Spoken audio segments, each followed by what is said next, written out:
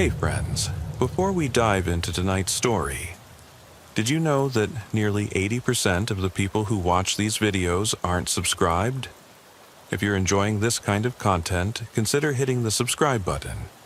It really helps a lot, and it keeps these long stories going. Also, I'd love to hear from you. What time is it right now where you are, and which city are you listening from tonight? And if these stories help you sleep, feel free to tap the thanks button to support the channel. It truly means a lot. All right, let's get into it. It was just past midnight when the call came through. Unit 47-911. Missing person report. Elderly male, vehicle abandoned on Riverbank Road at mile marker 14. Caller is Henderson. Reports he can't reach his father since sundown. I shut down my coffee cup, tucked it into the console, and flipped on the overhead lights. I'm Officer Jenna Morelli, badge 3127, Northwood County Sheriff's Office. Tonight, I answered solo. Wilson's still tied up on that alarm at Cedar Grove. I eased onto the gravel shoulder, the cruiser's tires crunching underfoot, and killed the engine. The highway behind me was silent except for my own breathing. I clicked my maglite on. Its beam cut a path through the fog clinging to the pines. A half-mile down the road, I spotted the Wrangler parked crooked, one tire sunk low into the damp earth. Its headlights were still on, casting long, jaundiced shadows across the underbrush. Locking my door, I slipped out and snapped on my radio mic. Dispatch, I'm on scene. Vehicle is secured, lights are active, no sign of the subject outside yet. My voice sounded too loud in the quiet night. The Wrangler's door was ajar. Inside, a battered leather jacket, dark green, army surplus, hung on the headrest. A silver flask lay on the passenger seat, half buried in leaves. I crouched, my boot sinking slightly into mud, and picked it up. No fingerprints, just my own reflection in the dented metal. I circled the Jeep, flashlight dancing over cracked vinyl and shredded floor mats. On the back floor, a folded letter slipped from under the seat. I opened it, one-handed. June 3rd, 1998, Springfield, Vermont. The ink was faded. A memory flashed. Headlines of a body found in those woods years ago. I snapped the letter closed, heart thumping. Henderson's voice crackled. Officer, Dad was headed to our cabin. He's 72. He can't hike more than a quarter mile before he starts coughing. I swallowed and pointed my light toward the tree line. Pine needles carpeted the ground, broken only by my own footprints. No other tracks for yards. I flicked on my scanner. Static. Dispatch, backup ETA 8 minutes, came back, voice muffled. Caller reports hearing odd noises on scanner, like whispers. My pulse quickened. I stepped off the shoulder and into the gloom, branches scraping my jacket. The air tasted of wet earth and gasoline. Odd mix. Ahead, I saw a cooler, half buried near a fallen birch. I crouched, radioing. Found a cooler, no sign of Henderson Sr. yet. My light lingered on its latch, no footprints around it. That smell, damp meat, or rotting leaves, couldn't tell. Deeper in, fog hugged the forest floor. I heard a soft groan, low and human. My heart rate climbed. Sir? I called, voice steady but firm. If you can hear me, say something. Silence. Then a twig snapped. I whirled, beam slicing through dark. Nothing but trees. My breath hitched. Suddenly, the ground shifted beneath me. I almost stumbled over a hidden root. My light found 2 boot prints, size 10, unlikely for a 70-year-old. Fresh. My stomach knotted. I drew my sidearm, magazine clicking home. Every sense flared. I moved toward the prints, careful, methodical, every training drill kicking in. Eyes forward, trigger finger indexed, breath controlled. That's when I realized the temperature had dropped. cold sank into my bones faster than the fog. My flashlight flickered, the beam wavered. I shut it off, felt the darkness swallow me, and clicked it back on, stronger this time. A shape crouched by the birch. I raised the light, heart pounding. No man, just a dark hollow where the tree had split. I let out a breath I hadn't realized I was holding. Then I heard it, a whisper, so close I felt it brush my ear. "Don't follow." My blood ran cold. I spun, light sweeping the circle around me. Nothing. No Henderson, no sun, no stray animal. Just fog and trees. The forest resumed its hush, as if daring me to move. I patted my vest, thumb grazing my radio. "Dispatch, I need you to stay on channel. I'm proceeding, but something's off." The only reply was static. I swallowed hard, squared my shoulders, and took a single step deeper into the woods, every sense straining. I stepped off the beaten path and into the trees, every sense on high alert. The muffled whoosh of fog through the branches was the only sound I could hear, until the whisper came again, faint but unmistakable. "Stop." My hand tightened on the grip of my pistol. Training told me to press on, but instinct shouted to turn back. I swallowed and took another deliberate step forward, forcing my breath to even out. Moonlight filtered through ragged clouds, casting pale rectangles on the forest floor. My flashlight beam danced over twisted roots and clumps of moss. I scanned left, then right, nothing but shifting shadows. My radio crackled once more, static swallowing any words it tried to send. I tapped the transmit button. "Dispatch, do you copy?" Silence answered. A cold sweat broke out on my neck. I knew better than to rely on the radio when electronics died in these woods, but it felt like someone, or something, was deliberately cutting me off. I pressed on, boots crunching on fallen pine cones. Each crunch sounded too loud, as if someone was listening. After 10 minutes, I reached a clearing where the ground sloped down to a small creek. The water was black under the moonlight, its surface still. I shone my light along the bank and saw footprints. One set matching Henderson's boot size, another set too large, wider, like a work boot. Both heading upstream. My pulse kicked up. I knelt to examine them. The deeper set belonged to the older man. I could tell by the print depth. One hobbling slightly, as if favoring his left foot. The other step was firm and even. Someone had been with him. I rose, crouching low, and followed the tracks uphill. The air was colder here, biting through my jacket. My breath formed ghostly plumes. I called out softly, "Mr. Henderson, this is Officer Morelli." My voice cracked. I swallowed and tried again, firmer. "Sir, I'm here to help." No answer. I rounded a fallen tree and froze. Ahead, at the edge of the creek, I saw the Wrangler's front bumper lodged among rocks, its lights now off. How? I'd walked past it. My light flickered, and for a heartbeat I thought I saw a figure hunched behind the car. Then it vanished. My heart slammed in my chest. I clicked off the light, waited for the night to close around me, then clicked it back on. Nothing. A branch cracked behind me. I spun, sweeping the beam into thick underbrush. Leaves rustled. I caught a glimpse of denim, a jacket sleeve disappearing uphill. Henderson! I sprinted after it, boots punching into soft ground. The whisper came again, louder. "Turn back." It sounded less like air moving and more like a voice right in my ear.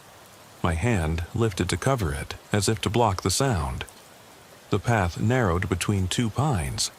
I saw the older man's gray hair backlit by my light. Relief washed over me.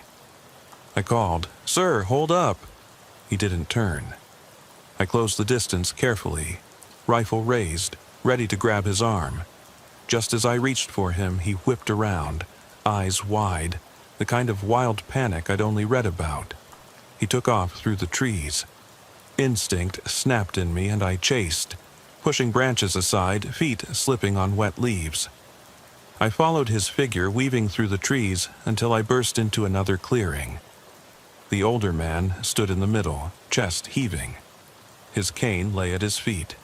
He looked up at me, face pale. I holstered my weapon and knelt beside him, placing a steadying hand on his shoulder. He stared past me, shaking, still in flight mode. "Sir, we need to get you back to the road," I said, voice gentle but firm. He didn't respond. I glanced around. At the edge of the clearing, moonlight illuminated a series of handprints smeared across saplings. White, chalky prints, smeared downward as if someone had felt along the bark. I pointed toward them. "Do you know what those are?" The man's gaze followed, but he only swallowed, lips trembling. I steadied him under the arm and guided him toward the path. Every few steps he'd freeze and turn, eyes darting. I could almost feel his terror. I reminded him, "Sir, it's just us here, you're safe." But he didn't believe it. His knuckles were white around my coat. About 50 yards up, I saw my cruiser lights cutting through the trees, a promise of safety. Relief flooded me, and I tightened my grip on Henderson's elbow. But then I heard it. The radio crackle surged back to life, cutting through the quiet. Fragmented voices, overlapping. "Into the trees. Can't hold. Help." Static swallowed most words. I lifted the radio to my ear. My own voice echoed faintly. "Dispatch, come in," I said. But another voice cut through, low, urgent, demanding. It wasn't dispatch, it was too close. I spun, light swinging. Behind us, a dark shape moved just outside the tree line. I raised the beam, heart hammering. Nothing but the swirl of fog and branches. When I turned back, Henderson was gone. I whirled around, scanning the trees, adrenaline flooding me. "Sir?" I called, voice too loud. The forest swallowed the sound. My heart trapped in my throat, I ran back to where I'd left him standing. The grass was undisturbed, no sign he'd ever stood there. Panic hit me in waves. I whipped out my phone for light, but the screen stayed black. No signal. I slapped it against my hand and tried again, still dead. My belt had my flashlight, my radio, but no phone. I patted pockets frantically, only my badge and a pen. No Henderson, no tracks. The handprints on the trees had faded, as if they'd never been there. The whisper came once more, clearer. "You should have left." It wasn't near my ear this time. It was all around me. I sucked in air, trying to calm my shaking legs. I needed radio, backup. I lifted my radio mic, pressed the button. "Unit 47 to dispatch." Only static. Then a voice, low, distant, distorted. "Unit 47. It trailed off. My blood ran cold. I spun, light darting, nothing visible. But I felt it, eyes on me, lurking. Every instinct screamed to run, but training held me in place. I called out, voice raw, "Show yourself." Silence. Suddenly, something brushed my leg. I yelped, stumbled, and hit the ground. My flashlight flew from my hand, skittered across leaves. I crawled to grab it, heart pounding. Light back on, I scanned the ground. Only twigs and leaves. But the smell, acrid, metallic, wafted. Blood? I pressed my light under my nose. Nothing. Frustrated terror welled inside me. I scrambled back to my feet and sprinted toward the cruiser lights. Branches whipped my face, pulling at my jacket. My rifle was still slung over my shoulder. I reached for it, yanked it free, and pushed through the trees in a blind dash. I crashed into the clearing where the cruiser sat. Lights flooded the area. I skidded to a halt, gasping. The driver door swung open. Officer Gomez crouched beside the door, flashlight in hand. "There you are," he exclaimed, voice sharp with concern. "I heard your call. What happened? Where's the subject?" I shook my head, breath coming in ragged gasps. He vanished," I managed. "Track's gone. He was here and then he wasn't." I fumbled to lower my rifle. My hands trembled violently. Gomez reached out, steadying me. "Show me where." I pointed back into the trees. "It's past the creek. He was there." He nodded and radioed for medics, then trained his own light into the darkness. I stepped back, heart pounding. As the medics approached the scene, I watched the beam of their flashlights dance over empty ground. No sign of Henderson, no handprints, no footprints. Only the chill of night and the whispering wind. My mind raced. Had I imagined it? But I remembered the weight of his coat, the look in his eyes. I remembered that whisper and those handprints. Something out there wasn't human. But what? And where had Henderson gone? I forced my legs to move, following Gomez back down the path. My radio squawked with dispatch queries. My voice sounded distant as I gave my report. Deep down, I knew this wasn't over. Whatever I'd encountered out there was still watching, waiting. And as I reached the cruiser, I glanced back once more into the fog-shrouded trees. I swore I saw a figure, tall, distorted, standing just beyond the beam of the medic's light. Then it melted into the mist. I climbed into the passenger seat, chest tight. Gomez shut the door, and we drove back toward town in silence, headlights cutting through fog.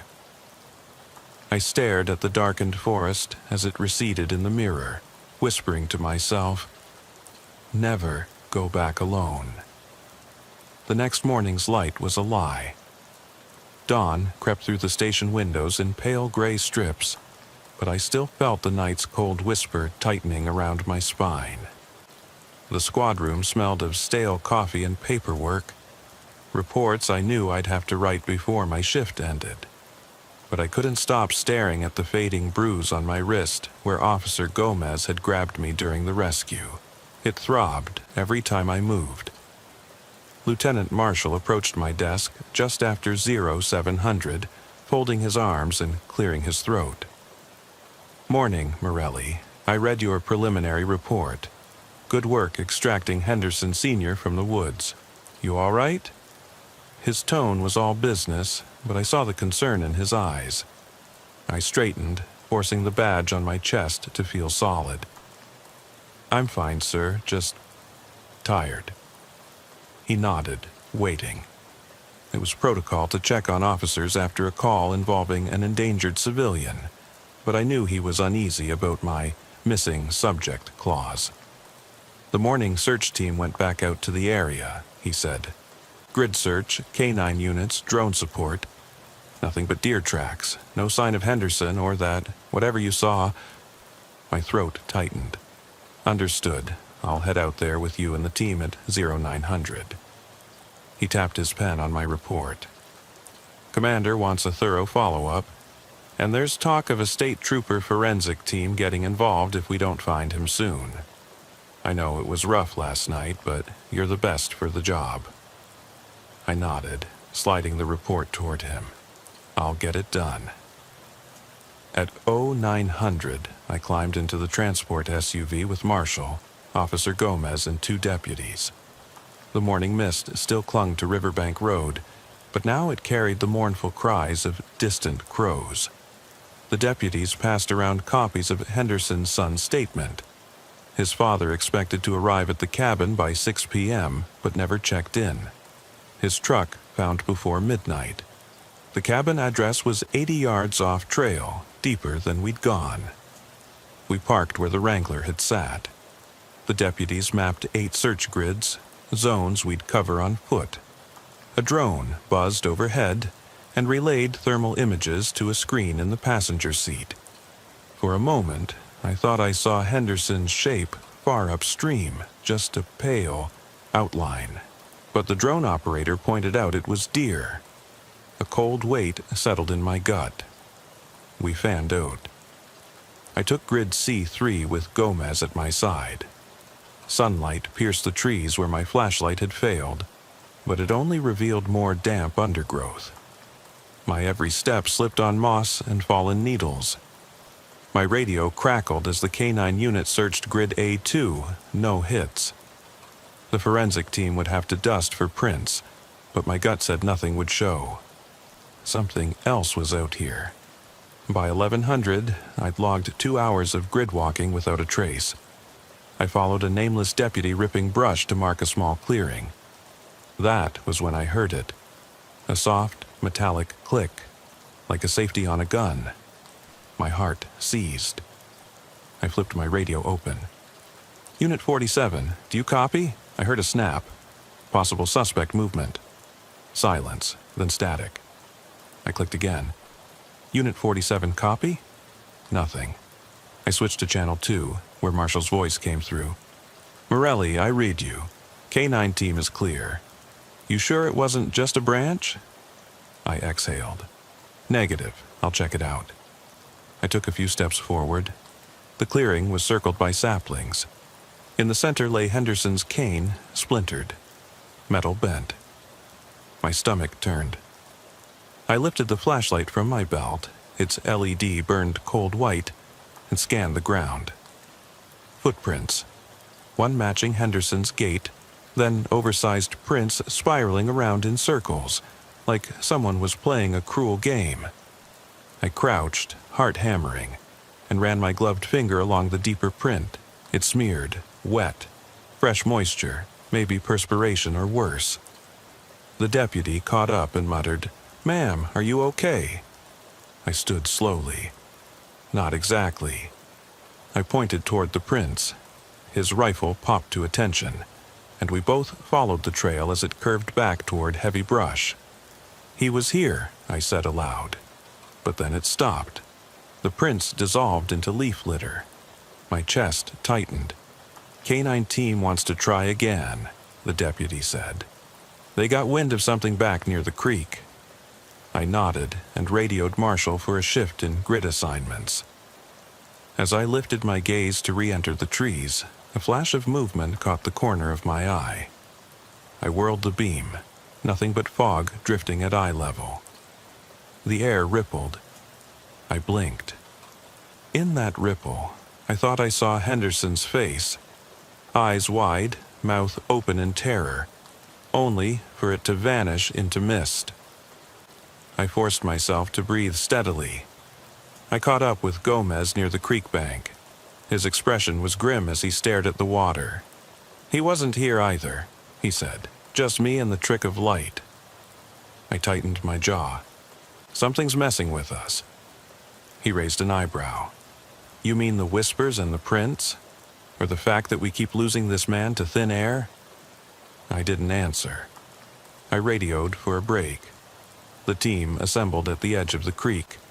We drank water, ate rations from our packs, but the emptiness haunted us. Not one of us voiced it, but I saw it. The fear that we'd find nothing. No body, no clues, just that dark hush pressing against our ears. By 1400, sunlight had shifted, shadows creeping along the creek. I volunteered to follow the bank upstream. 20 yards in, water pooled around a fallen tree. There, carved into the wet bark, were initials. H.F., not Henderson's handwriting. Someone else had been here long ago. Beneath it, deeper gouges formed a circle about a foot across. I shined my light. It revealed slick sap mixing with rust-colored streaks. Old blood, I thought, then realized with a sick twist, fresh reddish tint to it. I radioed for marshals to secure the line. Possible biohazard, I warned. As Marshall and the medic approached in hazmat gear, I shivered. The whispers returned, soft, slithering. Find me. They seemed to come from the earth itself. Goosebumps traced my arms. The medic knelt, took samples. Marshall barked orders. Deputies, sweep this sector. Morelli, you guide me back to the cabin site. See if you missed anything. I nodded, masking my unease with duty. We retraced steps uphill. My boots felt heavier, as if wading through sludge. Every tree trunk bore markings, carved X's, fine scratches like someone tested the bark's resistance. In one cluster, 3 scratches formed a perfect triangle. My pulse spiked. I snapped photos with my phone. Thankfully, camera still worked. I felt compelled to document before someone tried to deny it. We reached the clearing where I'd last seen Henderson standing. The grass was trampled in a rough circle. Scorch marks dotted the earth, like foot-length embers had fallen and died. Heat still radiated faintly under my palm. "This place is contaminated," the medic said, eyes wide. "Get back." I backed up, mind racing. "Any sign of him?" I asked. She shook her head. "We'll cordon this area off till the state team arrives." That afternoon bled into evening. By shift's end, we had a perimeter, bio team scheduled, deputies holding back curious onlookers. I filed another report, pages of scratchings, blood, samples, echoing whispers. I stapled the pictures inside. My fingerprints tingled as I signed. Back at the station, the fluorescent lights felt harsher than the moon. My work area was piled with logs, Henderson file, canine unit logs, drone footage transcripts. My uniform reeked of wet earth. I stripped it off at my locker, feeling the clasp of my badge loosen almost like a noose. I closed my eyes and remembered the whispers. Headlights sliced through my eyelids as I recalled the figure at the tree line. Something had joined us. It wasn't Henderson. It wasn't human. I felt its gaze in the station lobby on the way to the restroom down the hall. I glanced over my shoulder. Empty corridor. Lieutenant Marshall found me staring at the blank wall. "You can head home," he said softly. "Get some rest." I nodded, grabbed my bag, and said nothing more. I didn't want to admit I couldn't sleep. At home, silence was worse than my station. The clock on the wall ticked too loud. I paced the living room, uniform still in my bag. I sat at the kitchen table, poured water, half a glass only. A single drop tremored off the edge and hit the wood with a hollow tap. Tap, tap, tap, too rhythmic. I stood, rubbed my temples. The whisper echoed in my skull. "Find me." I shouldn't have stayed, but I'd woken before dawn, keys in hand. Something pulled me back to the station. I drove through empty streets to Riverbank Road. My cruiser sat where I'd left it, lights off, engine cold. I killed my own headlights before turning off the engine. The fog was back, thicker than ever. I climbed out, radio in hand. "Unit 47? Anyone copy?" Static. I clicked to channel 2. "Marshall, all units secure for night." My own voice crackled back. "Copy." I pocketed the radio and followed my flashlight down the same gravel shoulder. My breath came in foggy puffs. I passed the Wrangler's spot, empty field now, no vehicle. The cabin path lay silent. Goosebumps raised on my arms. I placed a hand on a sapling, the same tree with HF carved in bark. My fingers traced the initials. Someone had been here with Henderson. Someone who didn't want him found. Or worse, someone who never left. I heard a low moan from upstream. Train ahead of my boot. I moved silently toward the creek. The water was mirror black.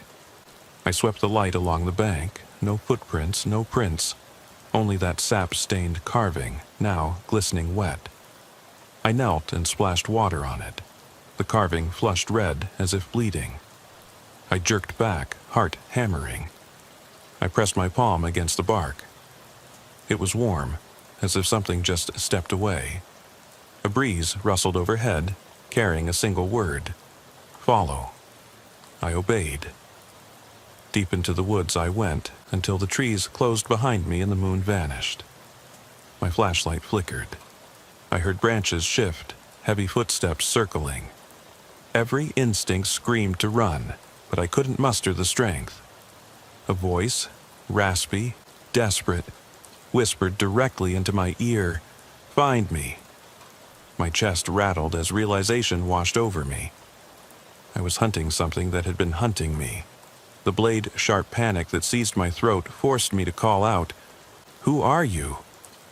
What do you want?" Silence. Only the cadence of my own breathing filled the void. Then a single word, "Stay." It wasn't behind me or in front. It was everywhere. The woods pulsed with it, hungry and alive. I raised the flashlight in a wide arc. Nothing moved. Yet I felt its presence in the sour tang of blood on the air, in the thrum of the earth beneath my boots. A shape detached itself from the mist 3 feet away. Tall, ragged, 2 glowing smudges where eyes should be. I froze. The beam settled on a torn coat, dark green, army surplus.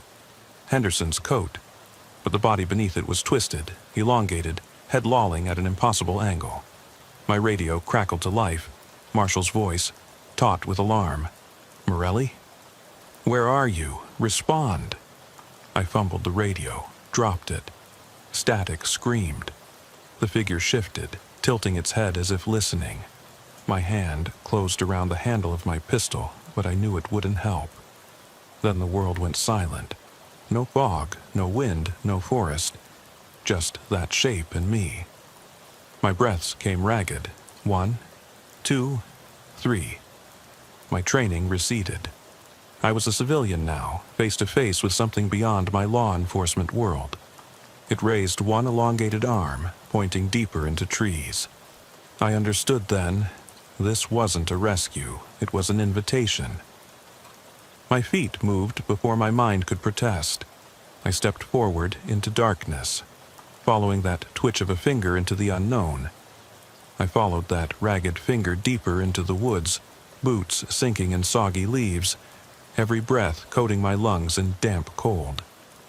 The whisper had faded but left its echo in my mind, urging me onward. My flashlight bobbed ahead, its beam slicing through rolling mist, illuminating warped tree trunks that leaned inward, as if watching me pass. I kept one hand on my holstered weapon, the other clutching the radio, though I knew its voice had been stolen last night. I moved with deliberate steps, each one crunching underfoot like a countdown. Branches snagged my jacket, snagged my thoughts. The forest felt alive. Each limb a sensing nerve, reacting to my presence. I told myself I was trained for this, that I'd faced worse. But training had never whispered in my ear before. My pulse throbbed in my temples, matching the slap of my boots on ground. Shadows flickered at the edge of the light, shapes that slipped away when I committed to a glance. I called out Henderson's name once, twice, and the voice that answered was my own echo. A low wind rose, rattling dead leaves high overhead. I raised my light. Condensation dangled from branches like dripping teeth. The air pulsed, and I thought I heard distant voices, fragments of conversations I'd heard over the radio. Missing person, abandoned vehicle, find him. Then those voices melded into laughter, thin and brittle, as though the trees themselves mocked my search. My jaw clenched.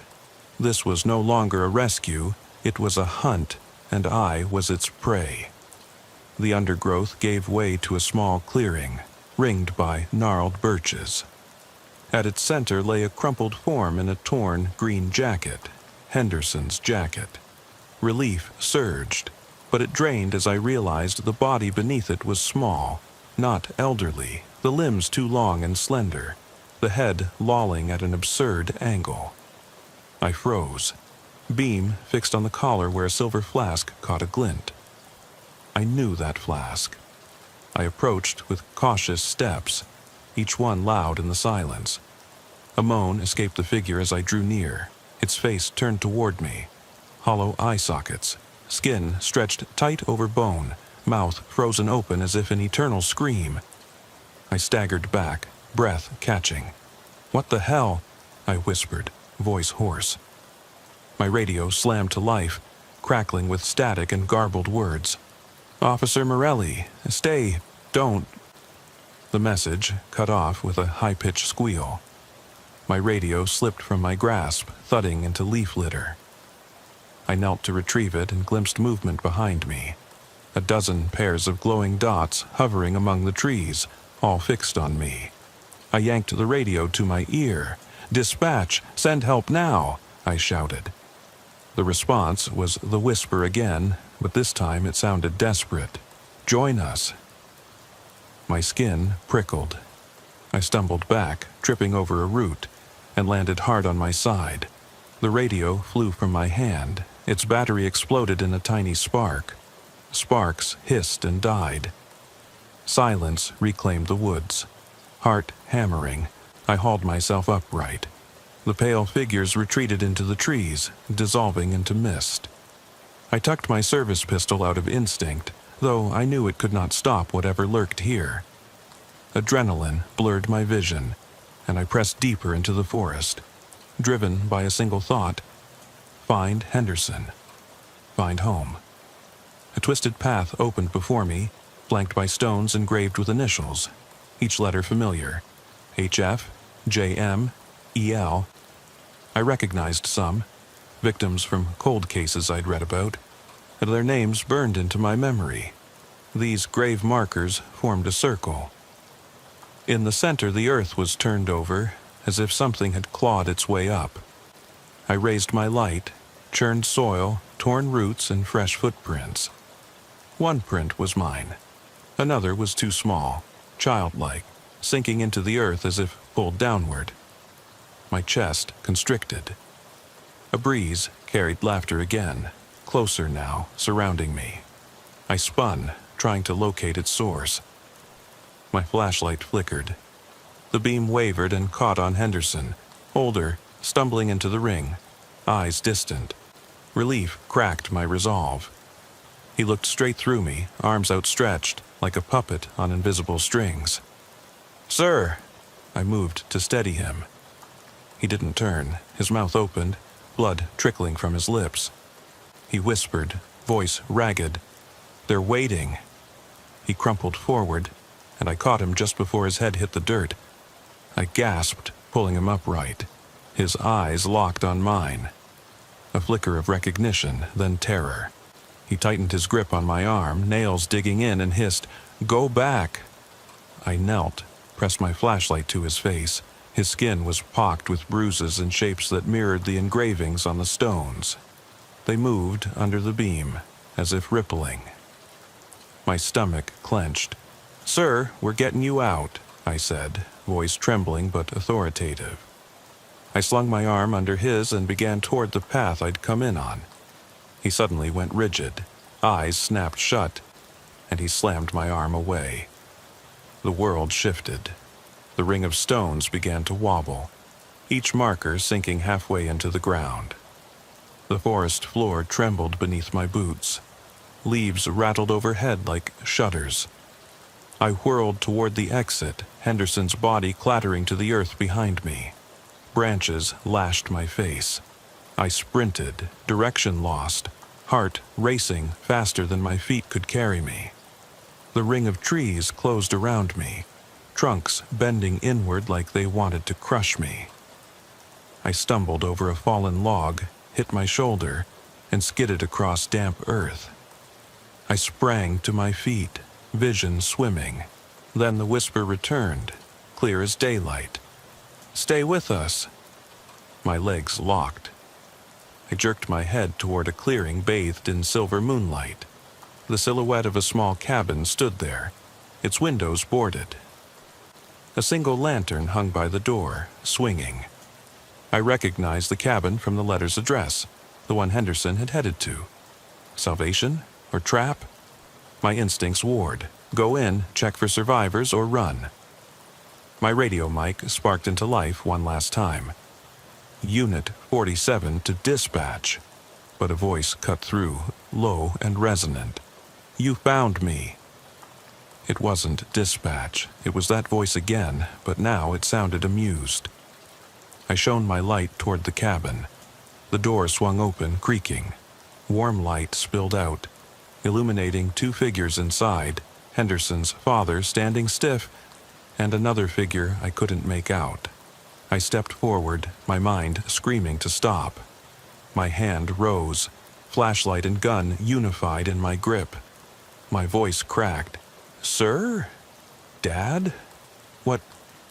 Henderson's father tilted his head, gaze empty.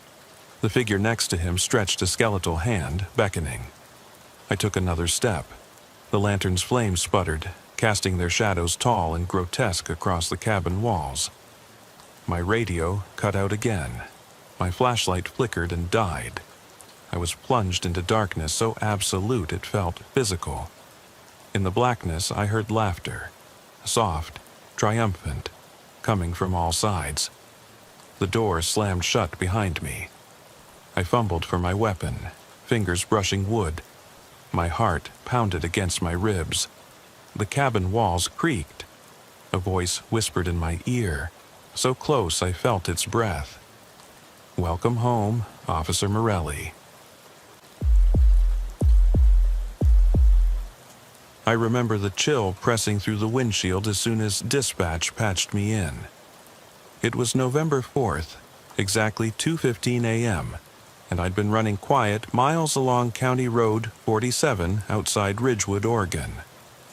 The air was damp and thick with fog, curling around my cruiser's headlights like ghostly fingers. I'd just finished my second cup of burnt coffee when the voice came over the radio, tense, wavering. "Officer Thompson, please. It's Harold Stevenson. He was supposed to meet me an hour ago on McAllister Road, milepost 12. His phone went dead 10 minutes ago. I'm scared." I hit the mic. "Copy that. Dispatch, Unit 54, responding to a missing person call on McAllister Road, milepost 12. Over." My boots hit the pavement as I slid out of the cruiser, fog swirling at my ankles.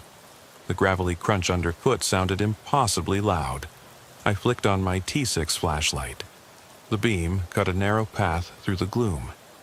Every tree trunk stood like a silent sentinel, bark slick with moisture.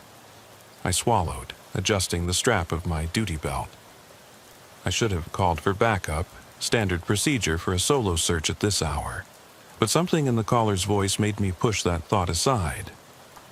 I needed to see for myself. 20 minutes later, I rolled onto the side road. The GPS had guided me perfectly, but the world it revealed was half remembered from decades-old forestry maps. Pine needles covered the edges of the asphalt. Moss crept over perimeter signs. Ahead, I spotted the car. A gray Subaru sedan, hazard lights blinking in the mist. It sat angled off the road, two wheels on gravel, two sunk into soft earth. No one inside, no footprints or tire tracks beyond the one set that led into the trees. I killed the engine, the cruiser's silence immediately ringing in my ears. I grabbed my flashlight, moved forward with measured steps. The Subaru's driver door hung open. I knelt at the sill, peering at the console cluttered with a half-empty water bottle, a folded map, and a cracked cell phone screen. No sign of Harold. No clue why he'd abandoned his vehicle. I radioed dispatch. "Dispatch, Unit 54 at scene. No subject in vehicle. Beginning foot search. Over." My voice sounded steadier than I felt. I pocketed my radio and stepped into the underbrush. The fog hung thicker between the trunks, glowing around my beam. Each breath came out in a white puff. I scanned left, right, each direction echoing with the sound of dripping water. Somewhere ahead, I heard distant rushing, creek water or wind through branches. I couldn't tell. After 10 yards, I found them. Footprints pressed deep into mud, leading toward a narrow service path. One set only, boots size 10, disappearing in a curve of shadows. I followed, heart thumping. My hand hovered near my taser. I never knew what I might find out here. The only company was the rhythmic thud of my boots and the occasional snap of a twig underfoot. 2 minutes in, the footprints ended at a fallen log. The path beyond was littered with broken branches, as if something large had pushed through. I swung my flashlight beam across the scene and spotted a familiar pack, gray nylon, frayed at the seams, resting against the log. Next to it lay a flashlight half buried in a shallow puddle, lens spiderwebbed. The words Harold Stevenson were embroidered on a small patch. I swallowed hard, unease crawling up my spine. I reached for the pack. My fingers brushed damp straps. I lifted it and felt the weight shift, empty. No tools, no water. I clicked my tongue, shaking my head. Why abandon it? Why leave everything behind? Questions flared as I spun to retrace my steps back to the car. That's when I heard it. A whisper so soft I thought the wind had spoken. "Officer." I froze, torch aimed at the darkness beyond. The fog wavered and the whisper came again. "Over here." My pulse accelerated. I called out, voice firm despite shaking. "Harold, is that you? Show yourself." Silence, then the whisper once more. Closer now, urgent. "Help." The beam caught movement, just a flicker between two pines. I took a step forward, leaves rustled. My brain screamed to back away, to call for backup, to flee the woods entirely. But I pressed on, flashlight swinging in a tight arc. The whisper stopped. Everything held its breath. I rounded a tree and saw a figure hunched beside the trail, half hidden. Relief and dread knocked at once. I shone the light full on him. Harold's wide eyes staring back, face pale as fog. He looked injured, but alive. I moved closer. "Harold, you okay? What happened?" My voice wavered.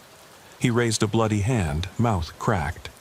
He opened his lips, but no words came, just a rasping breath. I reached to help him up, but he collapsed, arms flailing.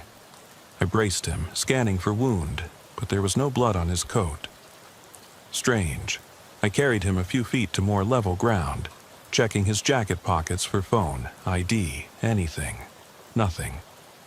His body was ice cold, and his skin glistened like damp stone.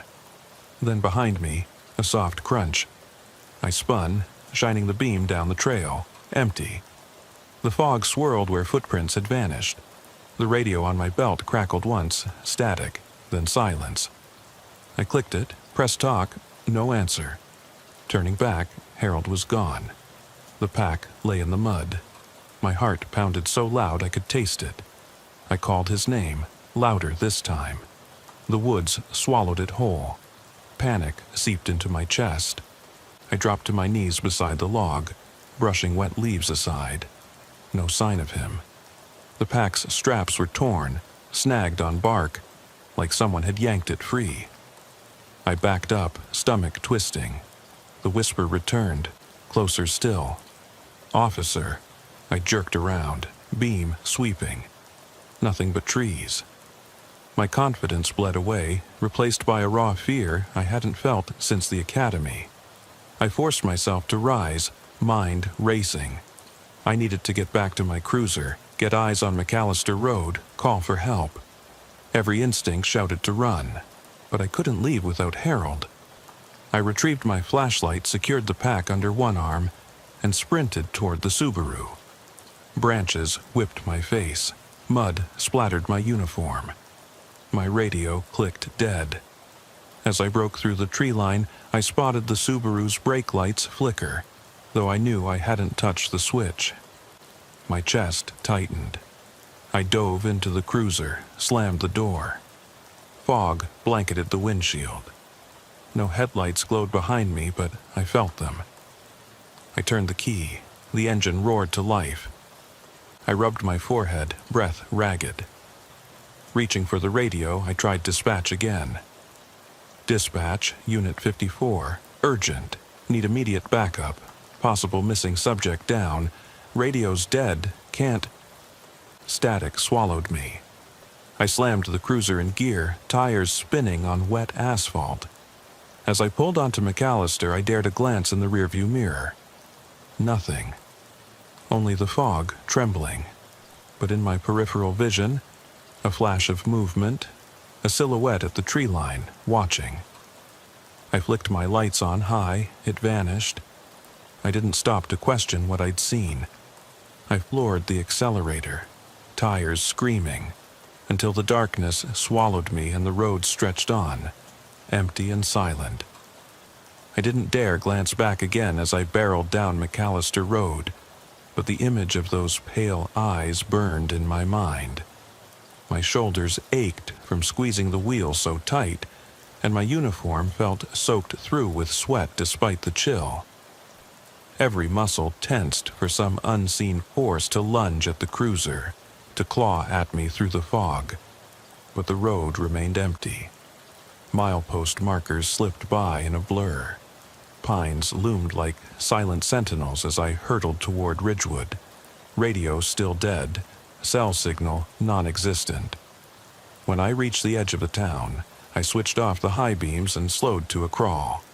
Less to avoid wildlife, and more to calm my racing heart. Street lamps flickered, one every few blocks, casting ellipses of weak light on wet asphalt. I pulled into the station parking lot at 2:57 a.m., slammed the door, and ran toward the entrance, keys still in hand. The fluorescent foyer glowed harshly through glass doors. I yanked them open, my badge and flashlight forgotten on the cruiser's seat. The dispatcher's voice startled me from the desk. "Unit 54, you're back earlier than expected. Everything okay?" She sounded cautious. I felt exposed, like someone had seen me naked. "Radio's out," I panted. "I lost all comms in the woods. I found Stevenson's Subaru, then something happened." My voice dropped. I couldn't bring myself to say what. She pressed a button, and a muted speaker crackled. "Back up en route. Lieutenant's waking up the sergeant." Her eyes narrowed when she saw my face. "You look like hell. Medical need?" I forced a shake of my head. "I'll be fine. I need to review forestry cam footage and call the Stevensons." The sergeant appeared then, yawning, dark circles under his eyes. He'd been on call, sleeping in his office. He flipped on a desk lamp. "Thompson, you okay?" "Not really," I admitted. "Call went south. Subject vanished. Something else out there." I rubbed my temples. "I need every resource on McAllister Road." He listened quietly, then nodded. "I'll assign patrol car 22 to grid search. You sit tight, get warmed up, and come brief me in 10. His tone was matter-of-fact. He'd seen missing person calls turn strange before, but nothing quite like this. I retreated to the evidence room where the old desktop monitored forestry cameras. 4 live feeds, roads branching off the highway, grainy black and white stills updating every 15 seconds. I thumbed through timestamps around 2:20 a.m. One camera on the fallen bridge showed the Subaru rolling into frame at 2:22 a.m., lights on. At 2:25, lights went dark. At 2:27, 2 lights, mine and the Subaru's, passed under the overhang, then nothing. No sign of a figure, no movement, just blank road. I rewound again, slower, frame by frame. At exactly 2:28, a faint shape crossed in front of my beam, a dark blur, too quick to identify. I paused, fingers trembling. The shape flickered, then gone. My breath caught. I played that segment 3 more times. Same thing. A shadow, stepping into the flash, then pulling back. I checked the camera on the side path, but its angle was too high. I couldn't see the exact spot where I'd found Harold's pack. I adjusted settings, brightness, contrast, hoping to locate footprints or a second figure. A pause of static on the monitor, then the path stretched empty. A knot tightened in my gut. I closed my eyes, pressed a hand to the screen, "Tell me what you want me to see," I whispered. Nothing answered. A knock at the door jolted me. Car 22's crew, Officer Ortiz and Deputy Caldwell, stepped in, flashlights, rifles slung. They looked ready for an ambush. I filled them in: car, pack, footprints, vanished subject. Ortiz frowned. "You sure you didn't chase him off?" "I was following him," I said flatly. Then the radio died. When I looked back, nothing. Not a soul. Caldwell shrugged on his leather gloves. "All right, let's grit it. We'll park cruisers at intersections and fan out." He led the way. By 3:45 a.m., we were back on McAllister, boots crunching over gravel. Caldwell stayed on the blacktop. Ortiz and I took odd-numbered sections of the shoulder, walking the muddy verge. Each step sent droplets flying, and every twig snapped louder than gunfire. My mind replayed the whisper, "Help," like a taunt. We covered 3 miles without finding footprints beyond the initial set. Ortiz radioed our locations. Nothing. No pack, no cell phone, no body, not even a dropped glove. My confidence frayed. "We should call it," Ortiz said low. "Nothing out here but logs and deer." I shook my head, voice tight. "He's out here, I can feel it." Hard to admit, but I believed it. Something was drawing me deeper. Ortiz clasped my shoulder. "Take 5. We huddled at the edge of the woods, breath misting.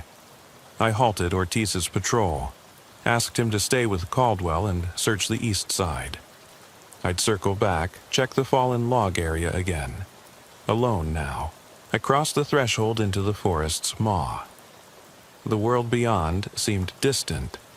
Traffic noise and town lights dampened behind a curtain of trees. Inside, the cold wrapped around me, pressing my coat into my skin. My flashlight's beam bounced against gnarled roots and damp earth. The faint scent of pine masked something more coppery. Blood, I thought, or maybe my own fear. I knelt by the log where I'd left Harold's pack. Translucent dew coated the straps. The mud beneath was churned as if a heavy body had been dragged away. I shined the light along the ground. Nothing but a shallow groove leading into thicker undergrowth. Goosebumps rose on my arms. "Harold," I called. My voice echoed weirdly, twisting among the trunks. I swiped sweat from my brow. My pulse pounded so loud I wondered if Ortiz could hear it over the radio. I tried to calm myself, rational voice in my head. Missing person call, unfamiliar terrain, signal loss, standard search ops. But the whisper came again, clearer this time, inside my skull rather than the trees. "Officer?" My breath caught. It wasn't outside, it was inside me, bone deep. I staggered back, flashlight trembling. I imagined Harold's face, pale, eyes wide, frozen in fear. I blinked. Nothing. The forest was still as if it were holding its breath. I scrambled to my feet, heart roaring. My radio clicked. Ortiz's voice. "Thompson, status?" I fumbled the mic. "Negative contact. I'm heading back." Static. Then, "Back to the cruiser now." Ortiz's tone cut through me. I obeyed, sprinting toward the faint glow of the patrol lights. Cold seeped into my bones and my breath came in ragged gasps. I burst into the clearing where Caldwell was hanging back by the cruiser. Ortiz stood beside him, rifles lowered but faces grim. The sergeant's SUV was there now, headlights cutting a wedge into dark. A spotlight scanned the trees. Before I could reach them, a piercing shriek split the air, inhuman, somewhere on my left. I froze. Caldwell swore. Ortiz trained his rifle where the sound had come from. I edged closer to them. Another shriek, closer, like metal screeching across bone. We stood locked in a triangle of light and shadow. My stomach churned, my hands shook. "Drop a flare," the sergeant barked. "Light it up." Caldwell struck the flare. It hissed and flared to life, burning white. We dropped it beside us, backed away, watching as its glow lit the underbrush. Nothing moved, except the flames trembling in the mist. The flare died in less than 30 seconds, leaving us in near darkness. Then I saw it. Half a dozen figures. Dark shapes crouched behind trees, motionless. A dozen paces out, silhouettes hunched unnaturally, watching. I opened my mouth to call out, but no sound came. Then they melted back into the trees, slipping away without noise. My stomach knotted. Ortiz leveled his rifle, finger on the trigger. What? He started. There's no human way they moved, I breathed. Too fast. My voice cracked. I realized I was rocking on my heels, trapped between disbelief and terror. The sergeant barked orders. Fall back! Everyone back to the station, now! We ran, boots pounding mud. Every shadow seemed alive. Every tree reached for us. I glanced back over my shoulder. No headlights trailing us, no backup behind. Just the empty trail receding, silent but watching. At the cruiser, Caldwell jammed the door open. I dove inside, slamming it shut. Ortiz leapt in after me and the sergeant hit the ignition. The tires spun, then caught. We tore out of the woods, leaving the path and its horrors behind. We didn't speak until the cruiser rolled into the station lot again. Under yellow security lights, Caldwell exhaled, leaning his head against the seat. Ortiz exhaled too, eyes glazed. The sergeant jumped out, radio raised. Dispatch, this is Unit 54. We're secure. We need hazmat, no, medical support. And where the hell is SWAT? I sat there, shoulders shaking. My world had cracked. The missing man, the whisper in my head, the figures in the trees. None of it added up. Yet I'd seen it, felt it, and worse, heard it inside me. They asked questions, but I couldn't answer. My throat closed. My legs refused to carry me to the station's briefing room where they waited. I turned off the engine, grabbed my flashlight and walked away. Into the station, into the harsh glare, leaving the dark road and its empty watchers behind, but carrying them inside myself. I didn't sleep that morning, or the next, and I still wake in the middle of the night with the echo of that shriek, the whisper tickling my ear. Officer. I spent the next 24 hours shuffled between my desk, the sergeant's office, and the evidence room, but all I could think about was that forest. I tried to eat, stale donuts and coffee that burned my throat, but even food tasted like ash. I tried to sleep in my bunk at the station, but every time I closed my eyes I saw those silhouettes crouched behind the trees, heard the inhuman shriek echoing in my skull, and felt that whisper again, soft as breath in my ear. Officer. Around midday, I forced myself to shower and change into a fresh uniform. The fabric felt strange, too crisp, too clean. I pinned my badge on and caught my reflection. Pale face, haunted eyes, dark circles so deep they looked bruised. I splashed water on my cheeks and stared until the edges of my vision blurred. Then I told myself to move on. File the report, brief the lieutenant, let something else command my attention. Lieutenant Ramos called me into his narrow office at 2 p.m. He closed the door behind me and slid a folder across his desk. Inside were the CAD logs, radio transcripts, and a still from the forestry camera showing the Subaru's headlights fading into the mist. He studied me over the rim of his coffee cup. Thompson, he said quietly, SWAT and search teams found nothing. Forestry logged no traffic that night. Cell providers have no ping on Stevenson's phone. You got anything? I took a breath. My mouth was dry. I saw something, I began. Figures, not human.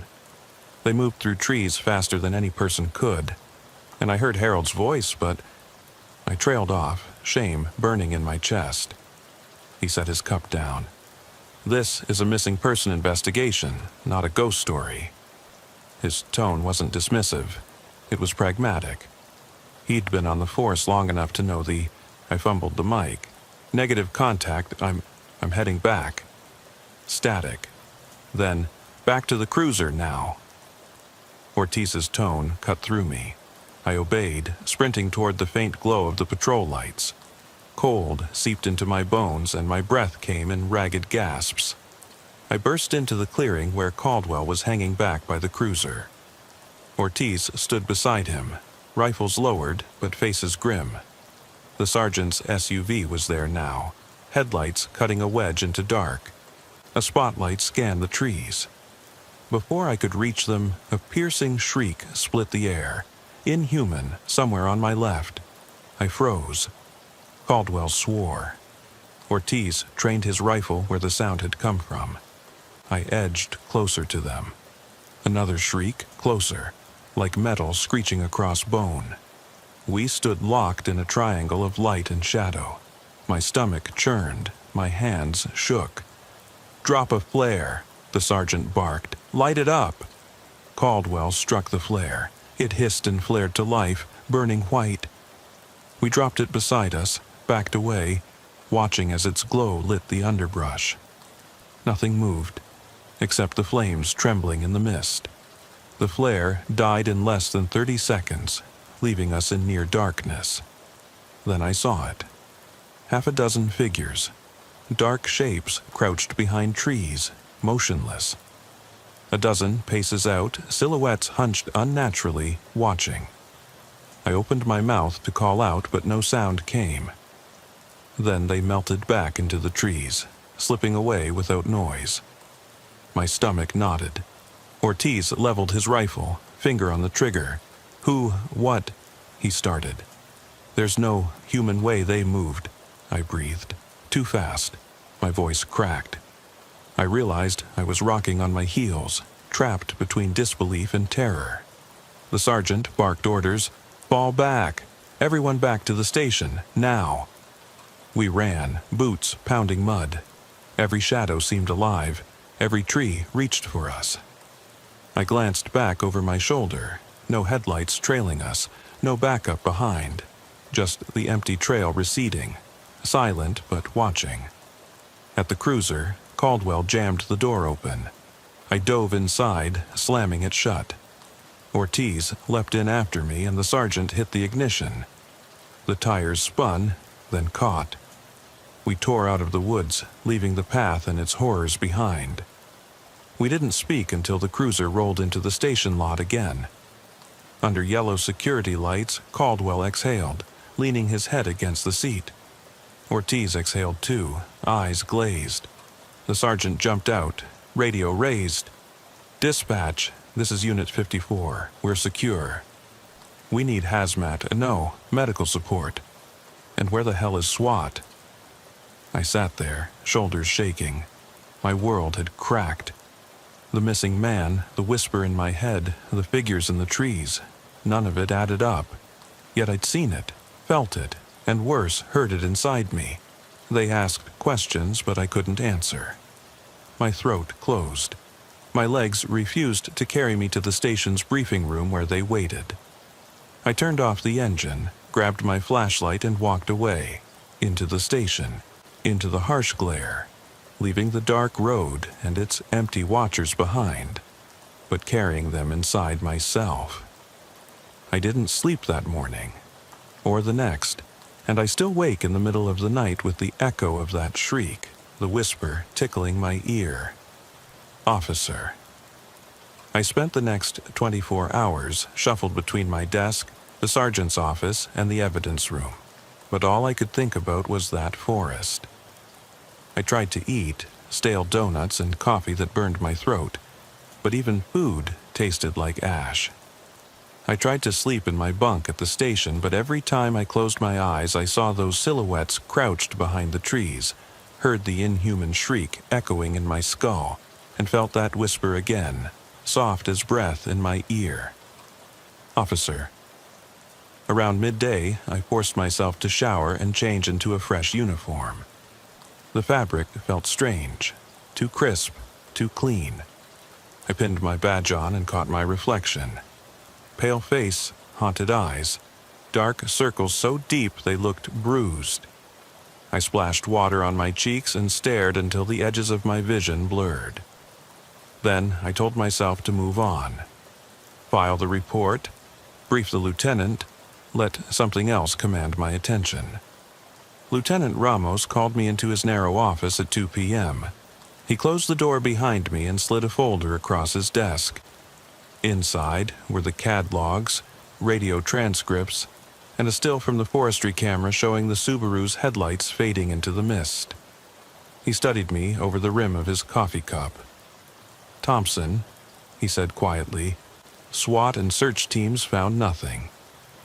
Forestry logged no traffic that night. Cell providers have no ping on Stevenson's phone. You got anything?" I took a breath. My mouth was dry. "I saw something," I began. "Figures, not human. They moved through trees faster than any person could, and I heard Harold's voice, but..." I trailed off, shame burning in my chest. He set his cup down. "This is a missing person investigation, not a ghost story." His tone wasn't dismissive. It was pragmatic. He'd been on the force long enough to know the difference between protocol and paranoia.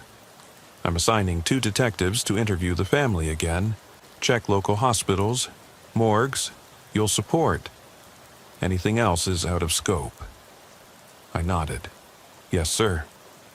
I spent the afternoon drafting memos, filling evidence tags for the flashlight and pack, and emailing State Patrol to see if they'd logged any activity on McAllister Road. My radio chirped to life only once, another call about a jaywalking minor downtown. The contrast between that mundane request and what I'd lived through felt jarring. I almost abandoned the file on my desk and sprinted back to the forest, but I didn't. I sat, staring at my keyboard, until hours passed and the sun sank low. At 7:30 p.m., I returned to my cruiser for the first time since that night. The station lot was empty. The lot lights buzzed overhead. I unlocked the door, climbed in, and let my gaze settle on the dashboard. The faded county sticker, the name Thompson etched on the door panel. The abandoned Subaru had vanished from CCTV, but this car, in its dull gray paint and worn seats, still anchored me to that moment. I turned the key. The engine throbbed. I drove slowly out the station gates, leaving fogless pavement for the dark highway. I aimed for McAllister Road without GPS, trusting memory.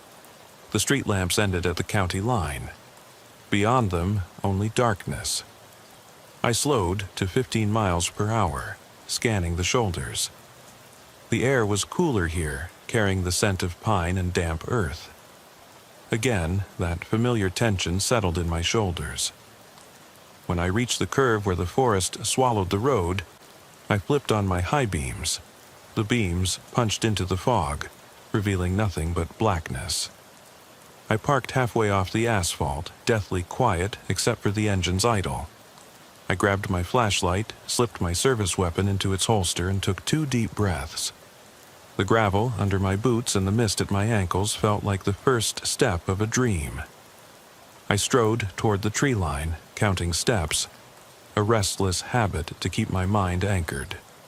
20 steps to the edge, 30 to the fallen bridge, 40 to the Subaru's familiar spot. The broken guardrail was still there, its metal twisted and rusted. The elm tree bent at a right angle, branches low. I stood where the Subaru had sat, chest tight, and breathed in the cold air. No hazard lights, no door ajar, just the hush of the woods. I flicked off the cruiser's lights. Total darkness. For a moment, the trees were invisible. Then I raised my flashlight and swept left to right. Each beam met empty shadows, yet my hands trembled. I edged forward until my boots sank in soft mud. A reminder this path was real, not imagination. I followed the path toward the fallen log. My flashlight beam cut through vines and branches. The pack lay where I'd dropped it. its straps torn, muddy. The flashlight next to it was gone. I crouched, inspected the pack's exterior. No pockets torn, no evidence of struggle. Inside, I found only a single item: a folded scrap of paper, damp and creased, with scribbled coordinates. Latitude and longitude, McAllister Road, milepost 12 by my reckoning. No other writing, no name. I slipped it into my jacket pocket. My phone buzzed, a text from dispatch. Be advised, weather advisory, heavy fog until morning, road may ice. Consider rescheduling grid search. I thumbed out a reply. Understood. I'm on site. I slipped my phone away. If the forest was hiding something, I needed to press on. I rose and continued down the service path. The air grew thicker, the trees closer. The fog clung to the beams, muting their reach. I heard running water below. Creek Hollow. I'd noted it on the forestry maps. I followed the sound until the flashlight caught a derelict bridge. The boards were slick with moss. I tested each step. Not safe for two at a time. But I needed to cross. Halfway across, the wood groaned. I froze. My heartbeat pounded so hard I felt the thrum in my wrists. I shone the beam downstream. The water glinted silver. I scanned the bank.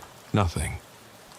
When I raised my gaze back to the bridge, the last slat cracked under my weight. I jumped to the edge, stumbling, heart lodged in my throat. Breathing hard, I pressed on into deeper woods.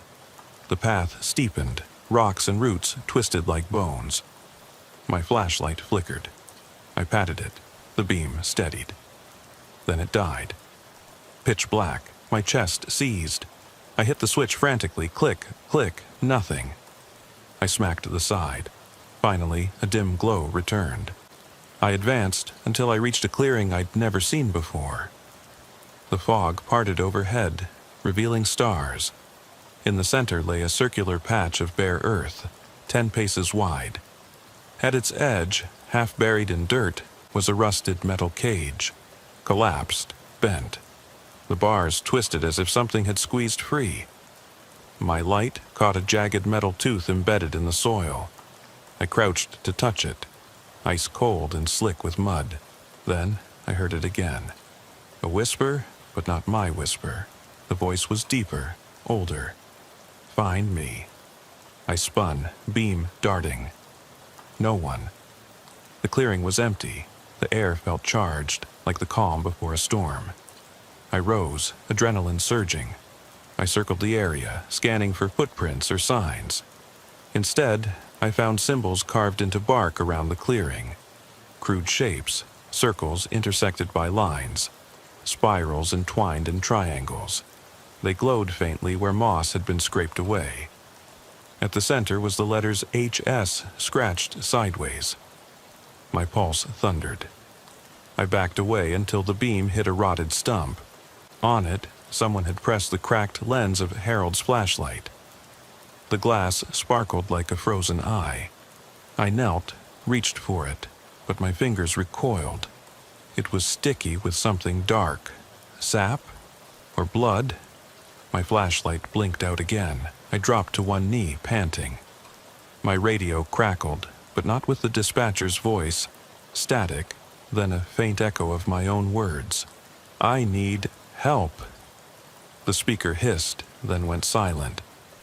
I hauled myself to my feet and ran, branches clawing at my face, roots tangling my boots. The forest shifted around me. I tripped, fell, scrambled. I screamed, "Stop! Who's there?" But only my echo answered. Officer. At the edge of the clearing, I nearly collided with the pack I'd been carrying. It lay open, empty. My jacket, phone, and the scrap of paper were gone. The path behind me was gone too, replaced by dense undergrowth. Panic surged. I punched my chest, telling myself to breathe. I swiveled, searching for any landmark, the broken guardrail, the elm tree. But nothing looked familiar. The clearing swallowed me, concentric rings of trees, all identical. I pressed the torch against my palm, gripping it so tight my knuckles whitened. In the strained beam I saw movement. Something crouched at the base of a pine. I approached slowly, every instinct screaming to flee. When I drew within hand's reach, I swung the light full on. Nothing but black moss and gnarled bark. Then the whisper behind me, close as breath. "Officer!" I ran. Branches tore my uniform. Twigs carved my face. The whispers multiplied, coming from every direction, faint and urgent. "Help! Here! Find!" My flashlight flickered, then died. I was engulfed in darkness, so complete it pressed on my eardrums. I screamed into the void and slammed a hand on a tree, clattering bark. My palms found a notch. Someone had carved letters. "Run." I tore off in a random direction, arms outstretched. The ground dropped away. I stumbled down a slope. My leg gave and I fell, skidding on loose soil. I rolled, hit a rock, stars spinning overhead. Dazed, I rolled back up and stood. Moonlight glimmered through the canopy. I saw the passenger side taillight of my cruiser down the hill, a pinprick of red. Relief and dread clenched together. I ran toward it, boots pounding, until I burst onto McAllister Road. The taillight had gone dark. My cruiser was gone. In its place sat the Subaru, hazard lights blinking. My head snapped up. The engine idled. The door was open. I froze in the middle of the road. My breath came in ragged gasps. The town lights were miles away. From inside the Subaru came a creak, like someone shifting. My radio buzzed to life. "Dispatch. Unit 54. Where are you? Respond." Relief and terror churned. I took a step forward, hand on the door handle. The whisper closed in on me. "Officer." I opened the door. Under the Subaru's half-rotted roof, the air turned ice cold. The driver's seat sank under my weight, springs creaking like bones. I sat rigid, eyes locked on the empty passenger side. No Harold, no corpse, nothing alive. My hand hovered over the door handle, knuckles white, pistol clenched tight in the other. A single beam of moonlight cut through the windshield, striking the dashboard where the dash-comm light blinked red. I reached forward, thumb trembling, and shut off the recorder. In that instant, the car grew impossibly still. No engine hum, no distant sirens, just the faint drip of condensation off the windows. I tried the radio again, static, and then a voice so low I thought it was the Subaru itself. "Officer Thompson." My stomach seized. I pressed the PTT button. "Dispatch." My voice cracked. "Unit 54. Do you copy?" No reply, only the echo of my own plea. Behind me, the headrest shuddered. I spun. Two faces stared back at me, pressed against the rear window. Pale, glossy-eyed, mouths stretched wide in silent screams. Their hair drooped like wet rope. I slammed the beam of my flashlight across them. No movement, no breath, just empty masks. I slammed the door shut and locked it, fumbling for the keys that weren't in the ignition. My heart thundered. I realized the engine was off. I turned the key, nothing, no click, no whir. The Subaru had died. I yanked on the glove box, it swung open. Inside lay a single item, my badge. Cold metal, engraved Thompson. I froze. My uniform badge, not the Subaru owner's. How had it gotten there? The door handle rattled behind me. "Officer?" A whisper, soft, coaxing. It came from inside the glove box. I yanked it closed. Then the whisper was all around me, inside my helmet, under my skin. "Here, with me." Panic flared. I yanked the pistol free, racked the slide. The action clicked, deafening in the sudden void. My hands shook, barrel aimed at the windshield. Shadows pooled beyond the glass. The fog billowed low, curling up over the hood like liquid ash. I backed into the seat, leg pressed against the door. My face burned, tears stinging. I thought of Harold, alone in the woods, vanished. I thought of the figures that weren't human, and I thought of my own reflection in the dark window, hollow eyes, mouth hanging in a silent scream. Without warning, the Subaru lurched forward, not from me. I slammed on my boot, but the pedal pressed down against my leg. The car rolled into gear, creeping toward the forest entrance. The headlights stayed off. It was as if I'd died and the Subaru was driving itself home. "Stop it!" I shouted. The car obeyed, rolling back a foot, then forward again. The road curved into darkness. I fought the wheel, but it turned under me toward the trees. The whisk of branches against the windows. The scent of pine, damp and cloying. I yanked the pistol up, arms shaking. I aimed at the windshield. Enough! A single shot rang in the empty cabin. The bullet shattered the glass, tiny cracks snaking outward. Cold shards rained over me, but I swallowed the pain. I fired again. Bullet pierced the dashboard, lodged in the glove box. The whisper turned triumphant. Forever. Through the cracked glass I saw them. Figures gliding at the forest's edge, stepping from tree to tree in perfect silence. One reached out, branch-like arm extended. The Subaru's engine stuttered, then died. The car rolled to a halt at the forest entrance. The door, unlocked, popped open by unseen hands. I slid out onto slick pavement, pistol raised. Mud sucked at my boots. The fog thinned enough to reveal the tree line. Shadowy shapes waiting. A whisper curled around my ear, colder than death. Find me. I took a step toward the trees. The figures melted back into darkness, beckoning. My breath fogged in front of me. My radio crackled one final time. "Unit 54. We have you on thermal. Come in." It cut off. I holstered my weapon and stepped into the fog.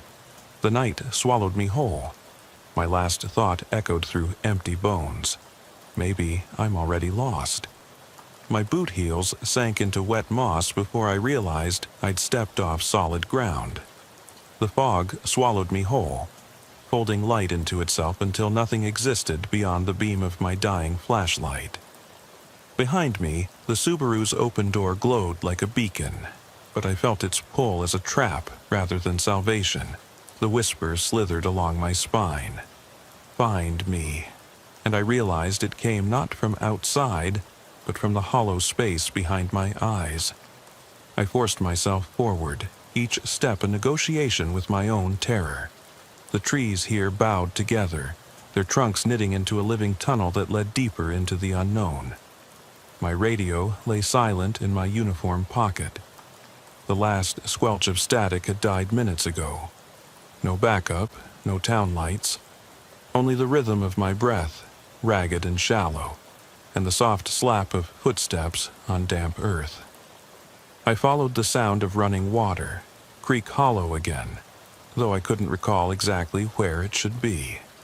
The forest twisted around me, landmarks unrecognizable.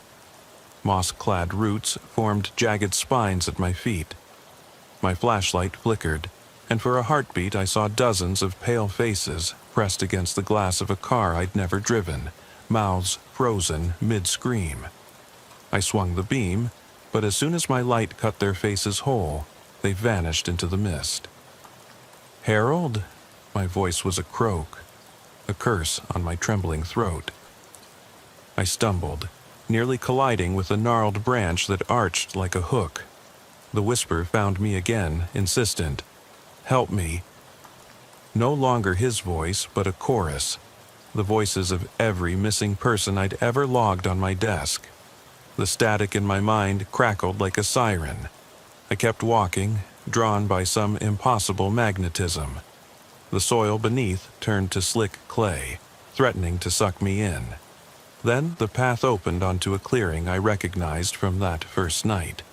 The half-buried log, the circle of bare earth where the symbols were carved.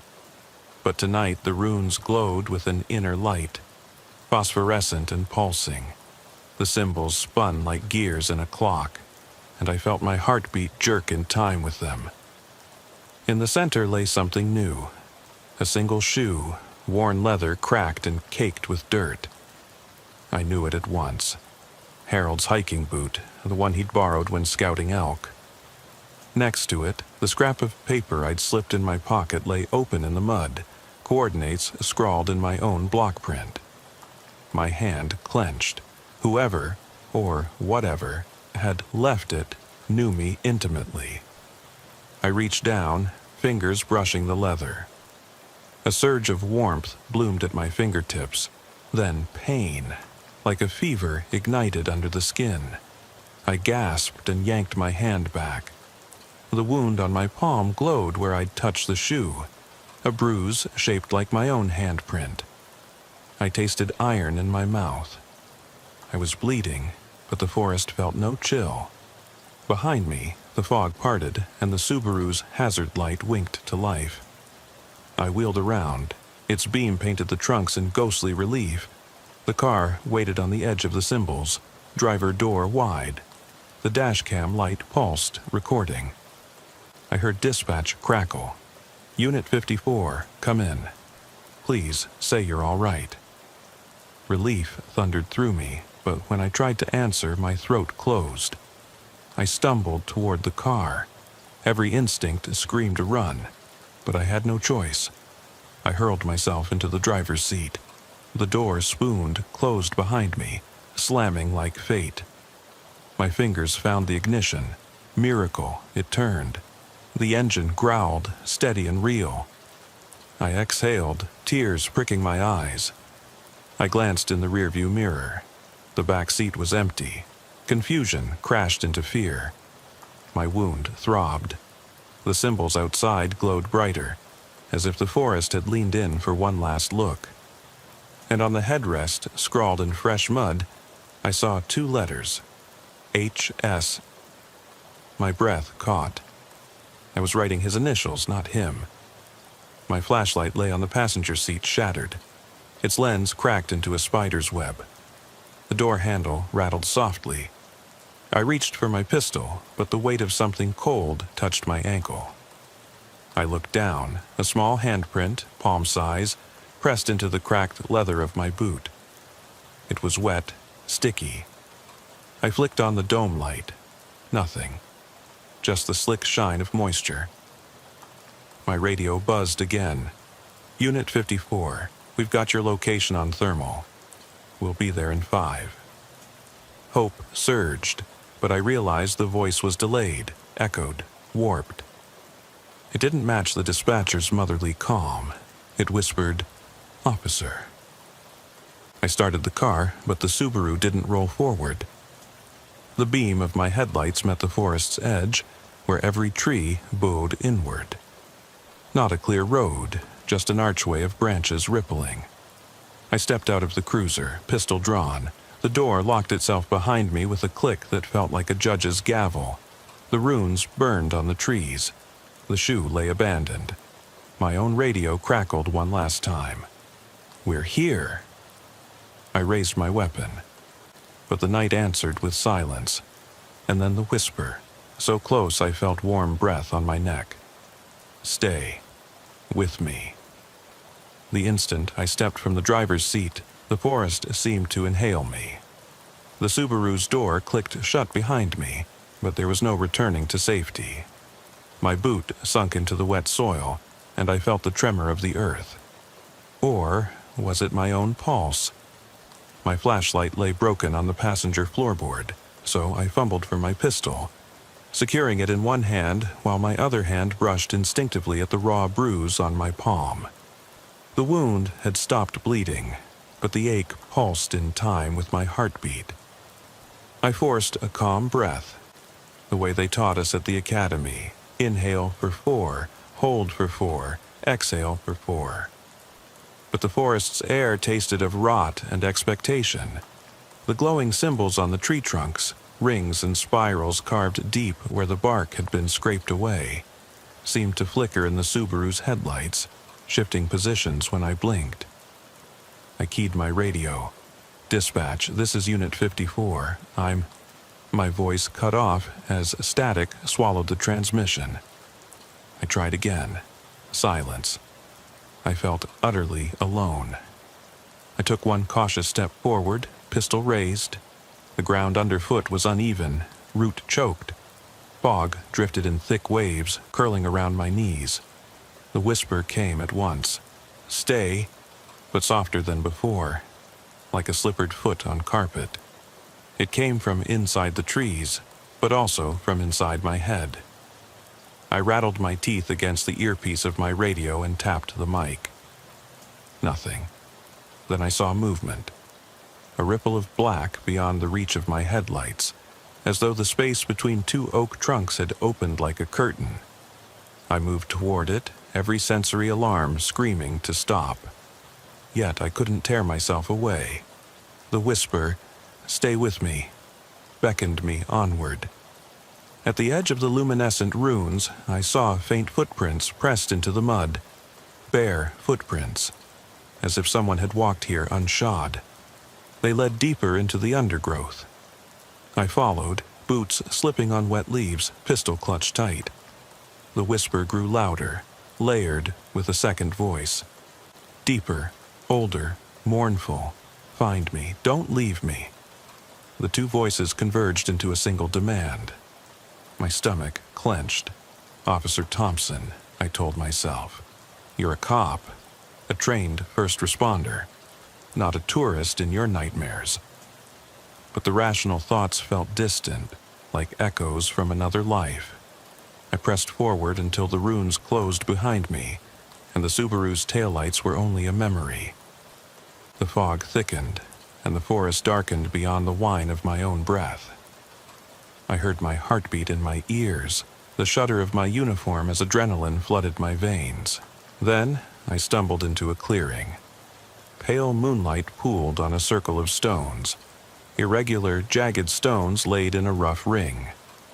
In the center, a wooden stake driven deep into the earth, blackened at the tip. Harold's boot lay abandoned at the ring's edge. Next to it, the scrap of paper with the coordinates, now crumpled, soggy, illegible.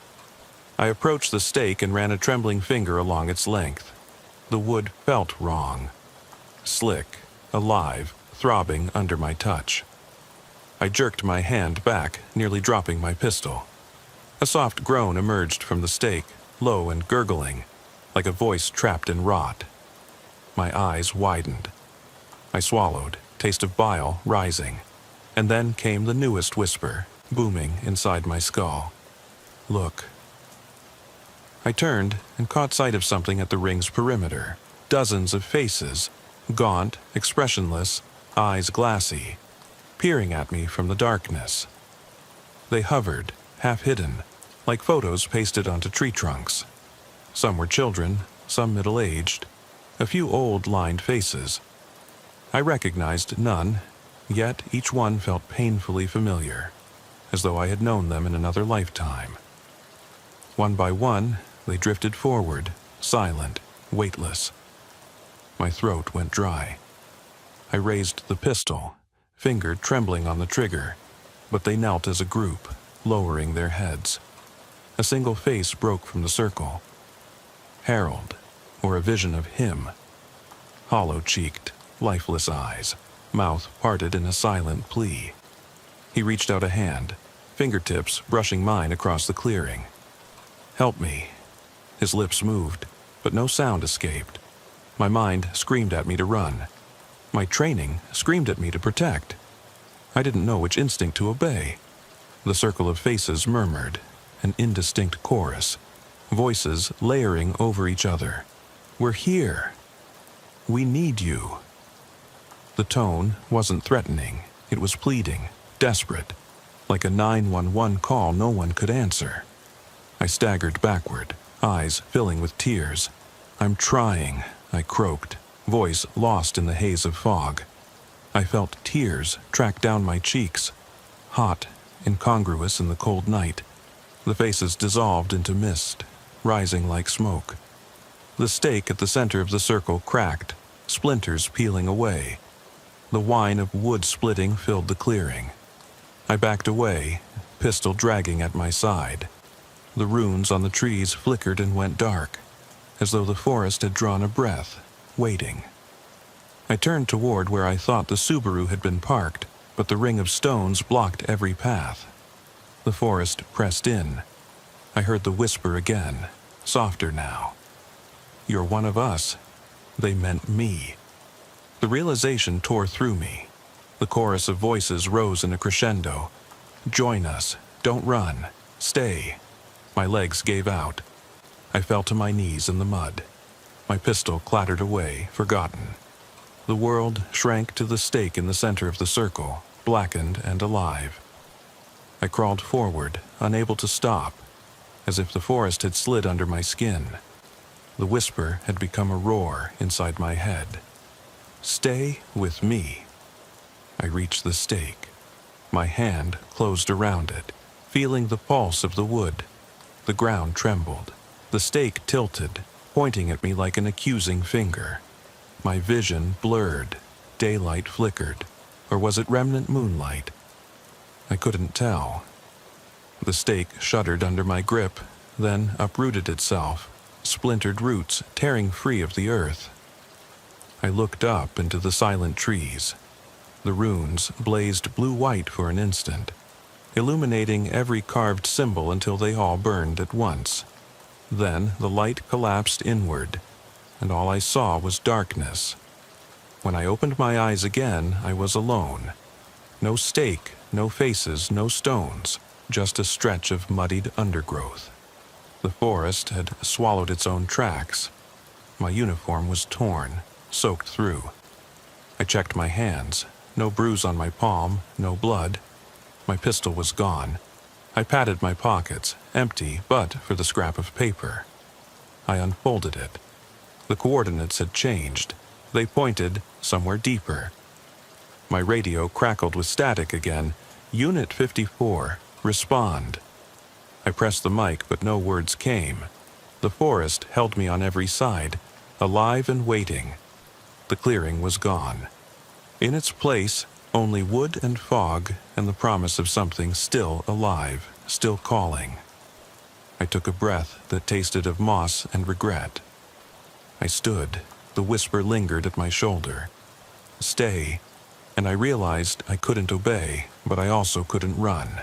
The forest had chosen me, and whatever Harold had become, whatever those missing voices now were, they wouldn't let me go. I remember the night so clearly, the chill in the air, the low fog clinging to the pines like specters. I eased our Ford Explorer onto the gravel turnout, my spotlight cutting through the mist in a wavering beam. Dispatch had pinged Amber Dawson's monitor location here, just off County Road 47. My partner, Lopez, checked his cuffs and gear with practiced moves. We knew this stop might be routine, just a welfare check on a tether violation. But something in the silence felt off before we even knocked. We climbed the creaking porch steps and Lopez rapped sharply on the front door. My hand hovered near my flashlight, ready, eyes scanning the yard shadows. Inside, boards groaned.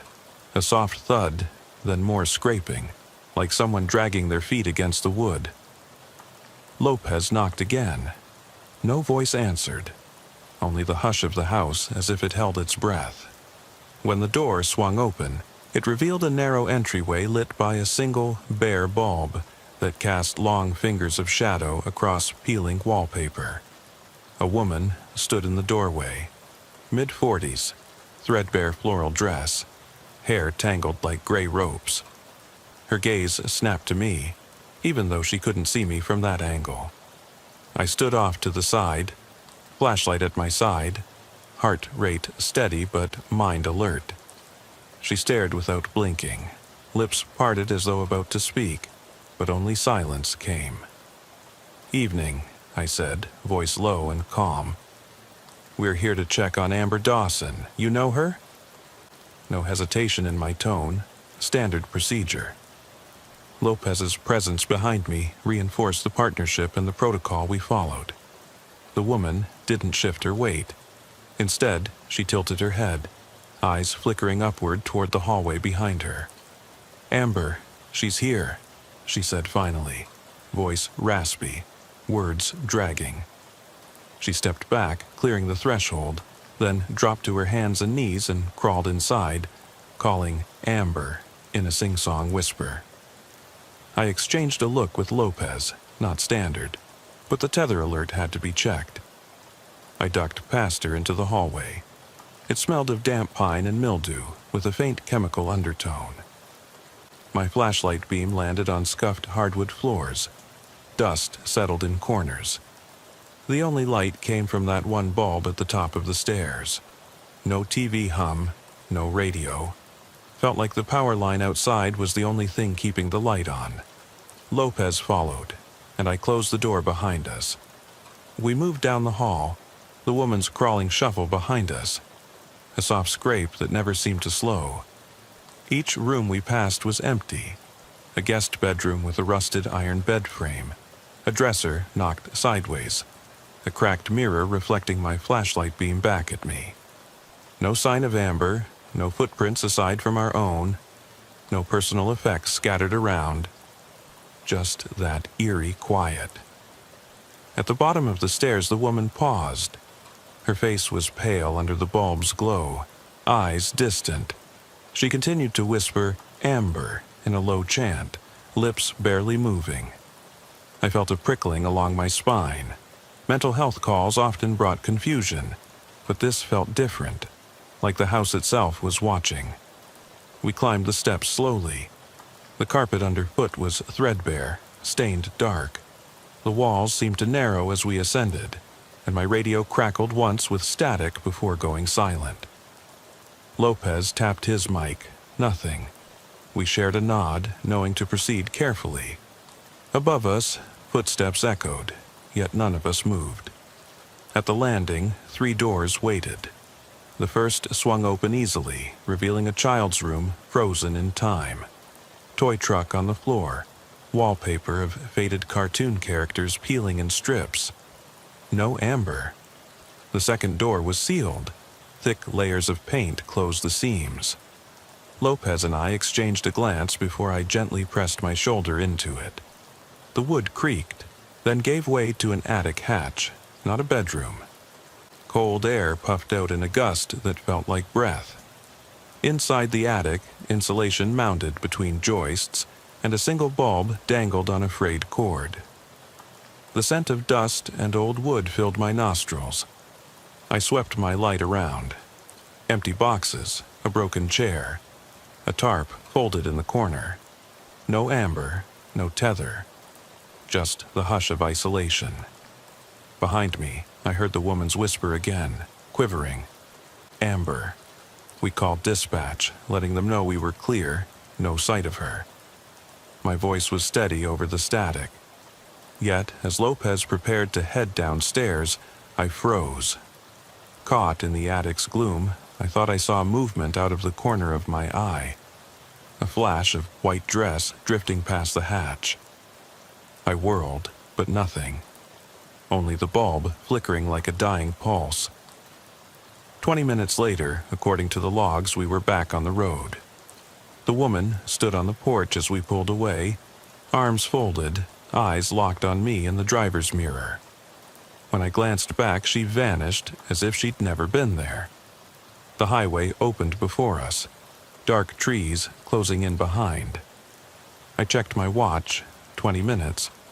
Felt like hours. Even now, late at night, my radio's silence sometimes gives way to a distant whisper I can't place. No call sign, no voice on channel 1 or channel 2.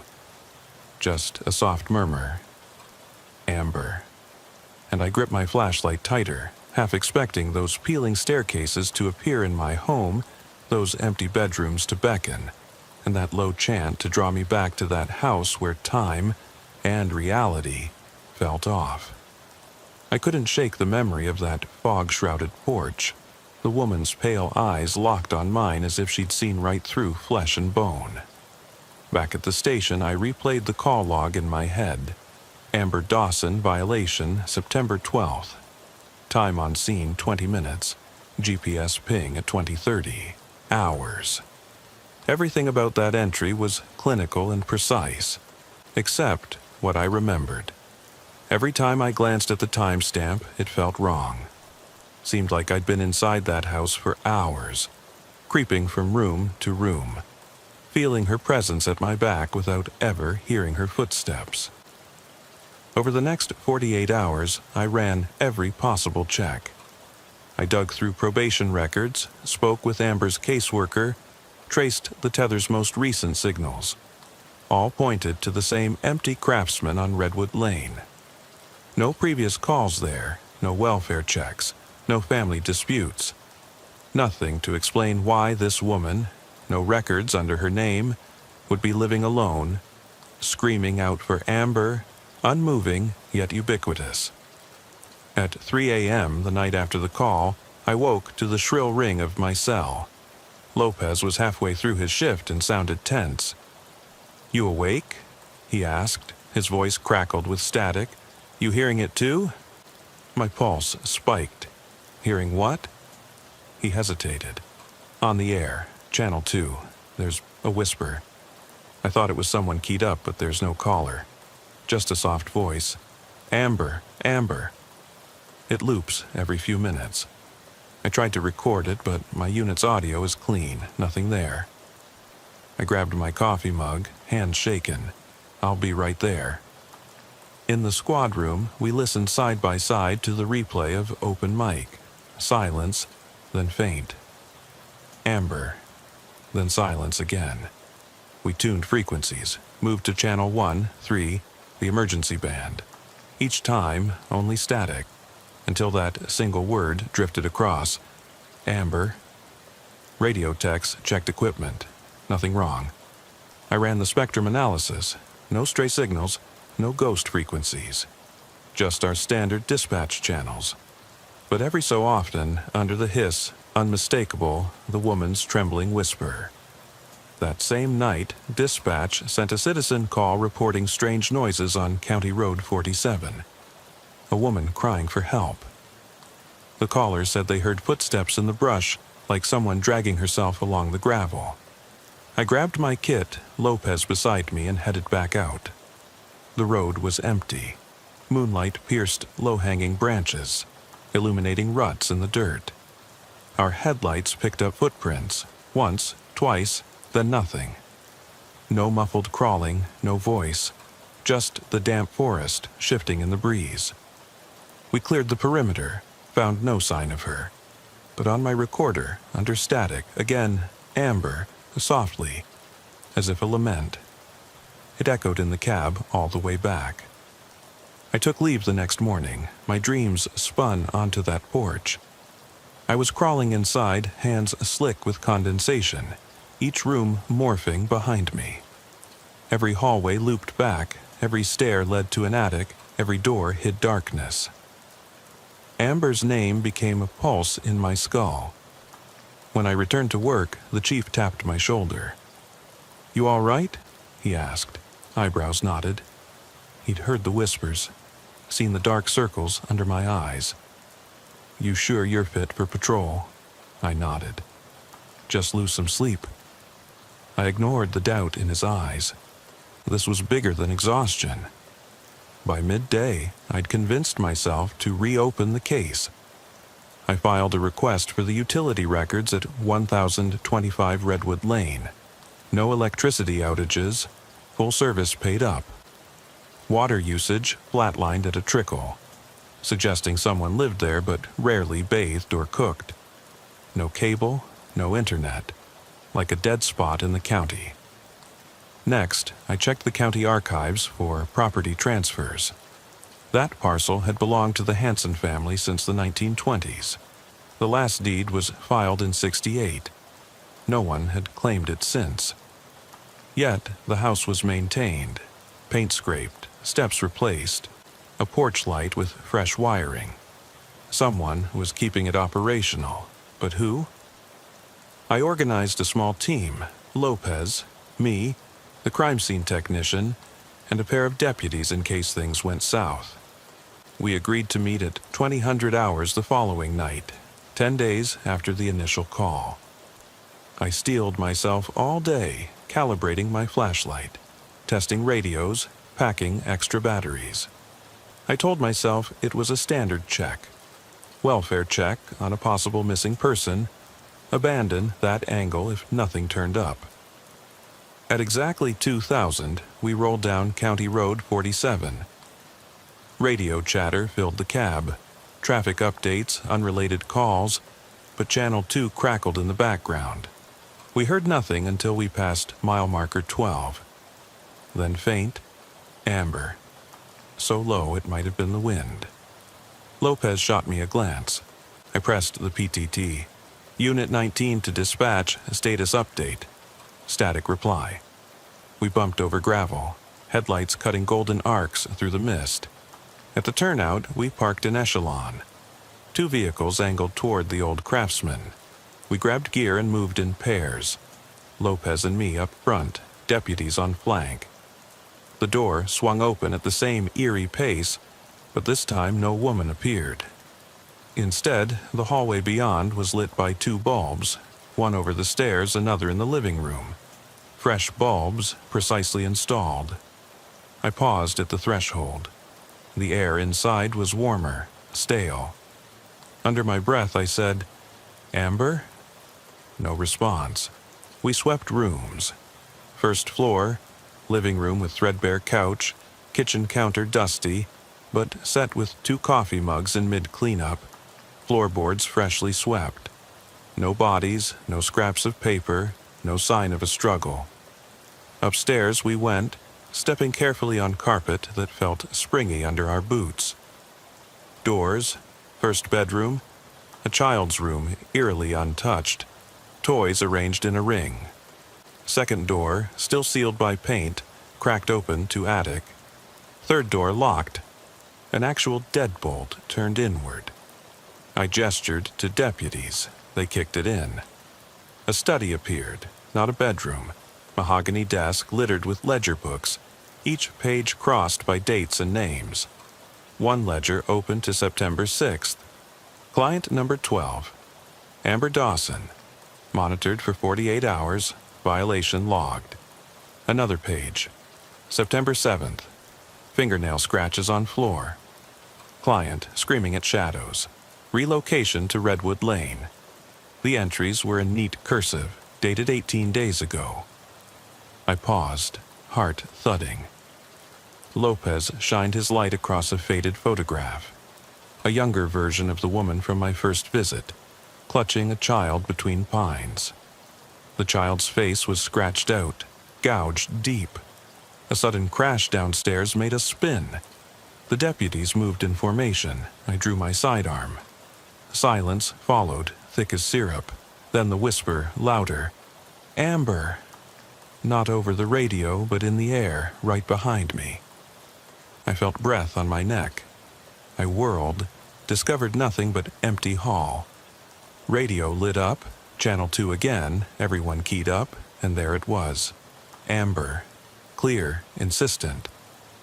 I called in, Unit 19, reporting possible records of a monitored client.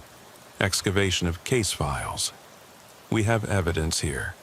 Also, voices on the frequency, unexplained. Chief's voice came back. Proceed with caution. Backup on the way. I advanced down the hallway, footsteps echoing. On the walls in faint pencil, someone had written, "She's here. She never left." The scrawls trailed toward the attic hatch. My flashlight flickered. I hit it against my palm.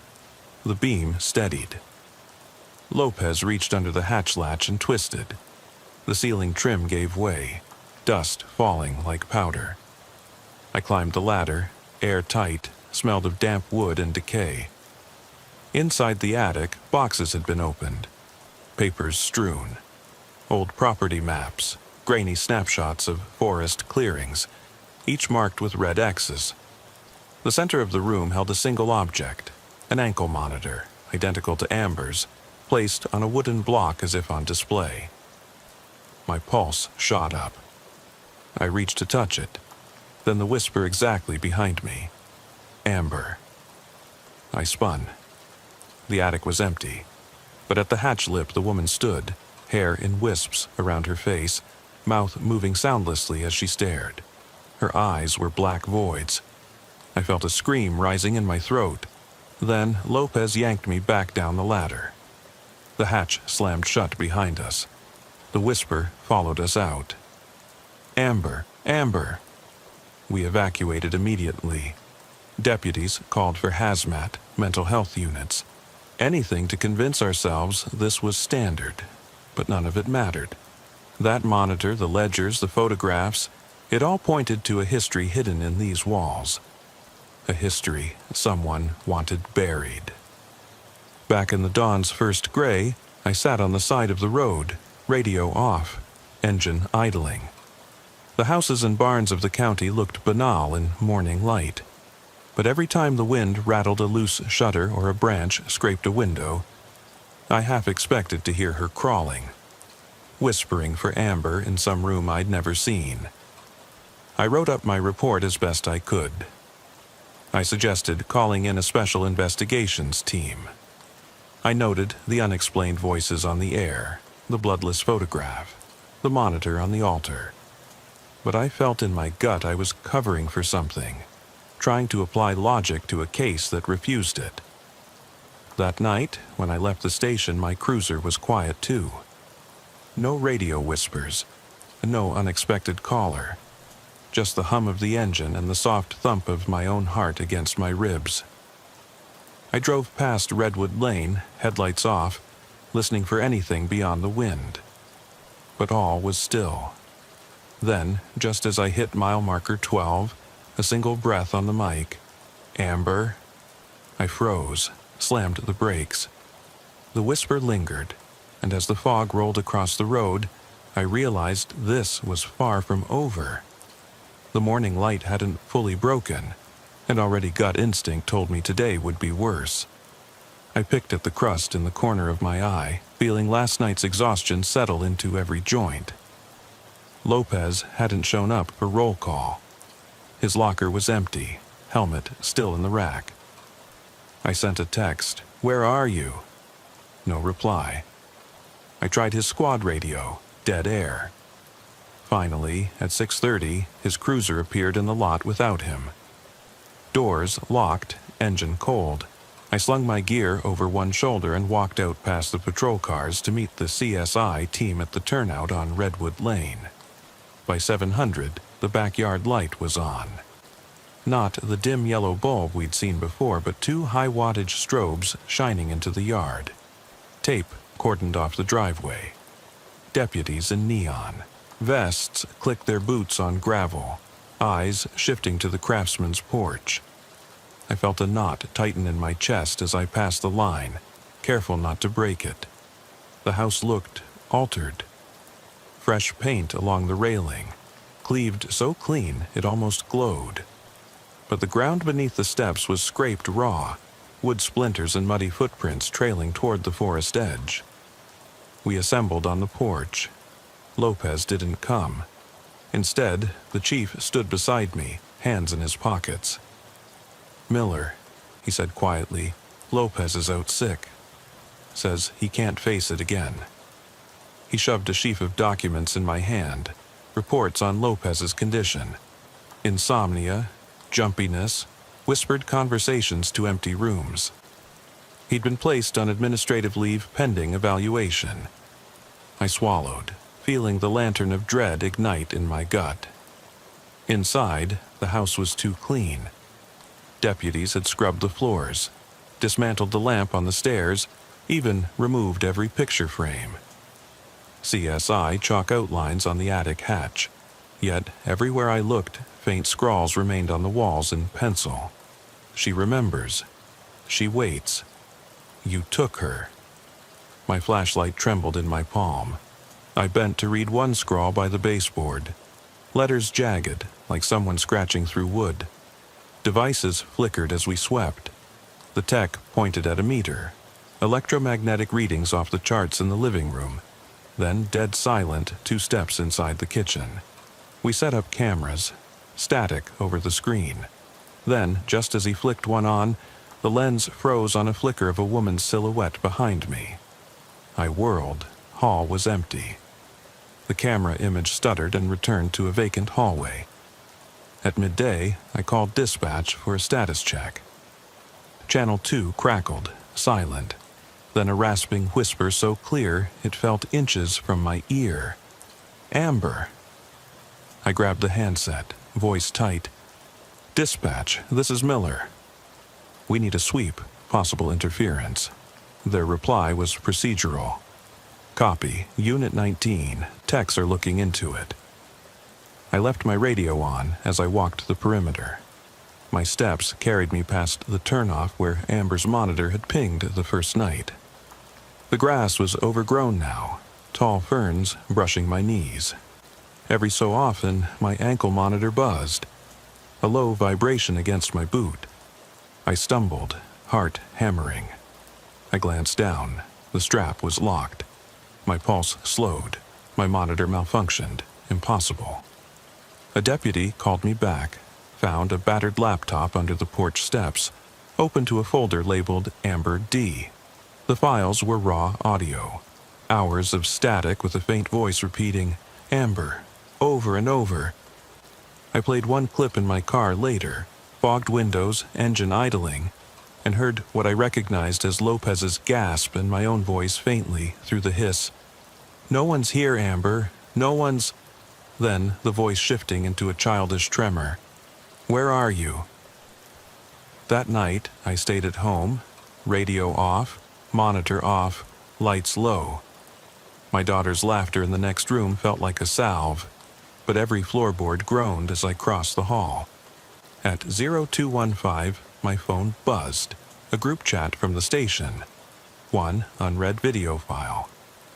I tapped it, expecting a briefing, only to see footage from inside the Craftsman. A pair of deputies entering the attic hatch, boots moving across insulation. Then the camera jerked upward to the ceiling until a single, gray-haired head filled the frame. Face inches from the lens, eyes milky black. No one spoke. Then the feed cut. I bolted from bed. My boots hit the floor with a clatter. I called the station, static, phone cut out. My monitor buzzed again. I jerked my foot off the floorboard, no device there. By dawn, I was back in uniform. No one asked why I was bloodshot. As I climbed in the Explorer, the engine turned over with a shudder. On the dash, someone had taped a scrap of paper. She's not done. I spent the next 2 days reviewing footage, listening to recordings. Every recording ended the same. Static, then the voice shifting from rasp to nearly joyous whisper, "Amber's free." Yesterday, I served a warrant to dig up the backyard where the ferns grew. Deputies circled as I turned over the loose soil. At 2 feet down, my shovel struck something hard, a metal case, the size of a shoebox. I pried it free. Inside lay a rusted ankle monitor, twisted wires, cracked casing, dried earth in the connectors. Underneath, a faded photograph. The woman crawling on the floor, face streaked with tears. On the back, scrawled in an unsteady hand, "She won't leave me again." I locked the box in evidence and walked back to my patrol car. The station's lights bounced off the hood. I slid in, slammed the door. The radio sparked to life. A high-pitched squeal, then the voice, triumphant. "Amber's free," repeated, growing louder, then cutting out. The cab fell silent. I left the Craftsman behind and didn't look back. But on the drive home along County Road 47, the fog rolled in so thick I could barely see the hood. My monitor buzzed in my pocket. I'd checked it every hour, but it never activated. Now it chirped insistently. I dug my hand in my pocket, empty. At home, I found a single printout on my desk. No sender, no station header, just a page torn from the ledger we'd found upstairs. I dropped the paper. My pulse pounded so loud my ears rang. Somewhere behind me I heard movement. No one there. The silence pressed in, then once more, softer than a breath, but unmistakable. Amber? I reached for my radio, but it was already keyed, just that one name, as if someone, something, refused to let it go. And I realized with a cold certainty that she'd never been missing. We were. I drove home that evening with my siren muted and headlights low, as if sneaking past some sleeping giant. The roads were slick from an afternoon drizzle, and the county's pine forests pressed close on either side of my Explorer, dark silhouettes against the charcoal sky. My mind replayed everything. The hollow whisper on the radio, the rusted monitor in the metal box, the ledger entry warning, "Not for long." I told myself it was just someone playing a sick prank, until I felt the prism of fear in my gut. The radio had gone silent moments ago, but now it crackled back to life, and I heard it clear as day. Amber. The single syllable was dragged out like a dying breath, and then the line went dead. My pulse hammered. I parked in my driveway under the dim porch light, engine idling. My daughter's bedroom window glowed across the lawn. I imagined her tucked in bed, dreaming of school tomorrow. I grabbed my duffel, still packed from that night, and headed for the front door, half expecting Amber's crawling shadow to materialize on the steps behind me. Instead, the walkway was empty, but each footstep on the cracked concrete sounded muffled, like echoes in a cave. Inside, I flicked on every light. Foyer, living room, down the hallway to my daughter's door. I hesitated before leaning in to kiss her forehead. She was asleep, breathing softly, pink blanket pulled to her chin. For a moment, I allowed myself a quiet relief. I told her, in a whisper, that Daddy had a big case, that he'd be careful. But when I straightened and backed away, I saw her stuffed bear propped at the foot of her bed, facing the door. I hadn't placed it there. My breath caught. I blinked, and the bear was gone.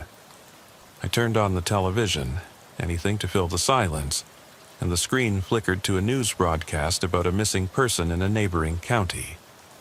The anchor said officer response was ongoing, but the details were garbled. Officer on scene reports hearing. Ah, a woman's voice. Untraceable origin. My stomach dropped. They were talking about me. I muted the TV and reached for my phone, dialing dispatch. Dispatch, this is Miller. Go ahead, Unit 19. The dispatcher replied, voice flat. She sounded tired. Have you had any calls about strange transmissions or missing deputies? My voice trembled slightly. No, sir. Only the routine 911s. Everything else is clear. I ran through the logs. Nothing. No mention of me or Lopez or that farmhouse. It was as if the last fortnight of my life had evaporated from their records. My hands shook. I snapped the phone shut and leaned against the kitchen counter. A single track of thunder rolled in the distance. I didn't sleep that night. Instead, I sat at my desk under a cold lamp, reviewing every file, clipping newspaper articles, cross-referencing maps, everything connected to Redwood Lane. I found a single mention in a 1972 county newsletter. Mrs. Hazel Dawson, local school teacher, presumed lost after forest fire. No obituary, no funeral notice. It was like she'd vanished and been erased. Hazel Dawson. Amber's mother, maybe grandmother. The names, the house, the forest. They all pointed back to the same story of disappearance and grief living on in the walls. By dawn, I'd developed a plan. I would go back to the house one last time, alone. My team was spooked. Lopez was out, and I was the only one who seemed to want answers. I called in sick for patrol, then drove my personal vehicle to the gravel turnout. I parked 15 yards from the house in the dim gray light before sunrise. No deputies, no tape, no evidence markers, just the old craftsman, silent in the mist. I approached on foot, vest unmarked, badge tucked under my shirt. My boots crunched gravel. The front door was gone. Only the jamb remained, wide open. I stepped inside, flashlight in hand. The entry hall looked lived in. A new rug, fresh paint, family photos on a side table. One showed a smiling girl in a white dress standing in a field of daisies. I recognized the face. Amber, at 7 years old. The caption, July 4th, 1970. My chest tightened. I called her name. Amber? My voice bounced off the wall, swallowed by silence. Then, behind me, a chair scraped the hardwood. I spun, light catching two wide eyes peering through a doorway. Hazel Dawson, or her ghost, hair white as ash. She stared, lips moving without sound. I felt the old fear coil in my chest. The porch seemed longer than I remembered. Each plank groaned under my weight. I paused at the threshold, hand on the cold brass knob, breath clouding in the air. I called out, "Miss Dawson?" Voice steady, professional, yet tight with something else. Fear, guilt, a desperate hope for closure. No answer. I turned the knob and slipped inside. The entry hall was empty, but the air felt thick, like immersed in syrup. The narrow bulb overhead buzzed once, then blinked. I clicked on my flashlight. The beam landed on the leather-bound ledger, open to the last entry. Not for long. I snapped it shut and placed it in my jacket pocket. Behind me, the door creaked and clicked shut on its own. I moved into the living room. Fresh footprints in the dust, two sets, side by side, led toward the French doors at the back. I called Lopez's name, though I knew he'd never respond. Beyond the glass, I saw movement. A pale curtain drifting, then settling. My heart hammered. I crossed to the doors, hand on my holster, and pulled them open. A chill gust swept in, carrying the scent of damp earth and rotting wood. The backyard lay silent, overgrown with ferns and brambles, as if nature had reclaimed this place years ago. I stepped out onto the lawn. Each blade of grass was jeweled with dew. I turned in a slow circle, scanning for any sign of life. Instead, I spotted a narrow depression lined with stones, an invisible path leading behind the house. Tossing aside caution, I followed it, boots sinking in mud, until I found the spot where I'd unearthed the metal box days ago. The earth was disturbed again, as if freshly turned. I knelt and pressed my fingers into the soil. Beneath, I felt wood, the trapdoor. My stomach roiled, but I forced myself to lift the planks. The ladder glistened with moisture. I set my flashlight on the top rung and climbed down. The pit felt narrower, the walls closer than before. My light revealed damp earth walls lined with roots, and at the bottom, the skeletal remains I'd seen once before lay exposed. The twisted bones of a small child curled in death. The ankle monitor fused to the wrist. I stumbled backward, nearly losing my balance, and pressed my back against the ladder. A soft laugh echoed off the walls. A child's giggle, light as wind chimes. I froze, the ghost of tears on my cheeks. Above me, the trapdoor slammed shut. I yanked at it, but it wouldn't budge. Darkness pressed in, and I felt my flashlight begin to flicker. Then, in the beam's waning glow, I saw her, Hazel Dawson, crawling across the dirt floor, eyes black voids, lips stretched in a silent grin. She reached toward me with one long, spidery hand. The air trembled with her whisper, "Amber is free." I pounded on the door, but only dirt and laughter answered. My radio crackled to life. Static, then her voice, "Amber is free," over and over. I clawed at the trapdoor's wood until my fingernails bled. My flashlight died. I screamed, a raw, ragged sound that echoed through the pit. Moments later, the lid above shifted, and a sliver of gray dawn light pierced the gloom. I scrambled up, emerging into the cold air with arms outstretched and lungs burning. I collapsed on the grass, gasping. The night felt alive around me. I looked back at the house. They'd replaced the ledger on the porch table. The door stood open, silent invitation. I staggered to my feet and approached, drawn as if by a magnet. Through the glass I saw our squad cars parked inside the dining room, lights abandoned. Deputies' boots lay scattered in the hall, their forms absent. My radio lay on the floor, still keyed, her voice echoing, "Amber is free." Hand shaking, I picked up the radio. "Dispatch, this is Officer Miller." My words choked off as a cold breath ghosted against my ear. I spun and saw her standing behind me. The crawling woman, tears staining her cheeks, face twisted in longing. She reached for me, voice soft. "Come play, Daddy." I stumbled backward, heart in my throat. Everything inside me screamed to run, but my legs felt anchored by dread. I blinked, and in that moment of hesitation the world shifted. The house seemed to lean forward, the ground buckled, and I felt myself tipping, pulled toward that rending gravity. I screamed one last time, my voice swallowed by the house's maw.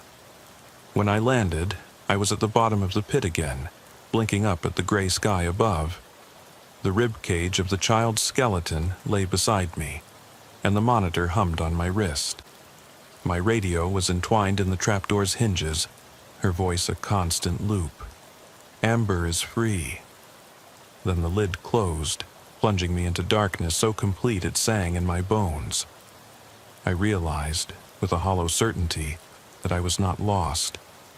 I was precisely where I belonged, trapped in the memory of the woman who refused to let Amber go, destined to wander these halls and halls of earth, whispering her name for all eternity.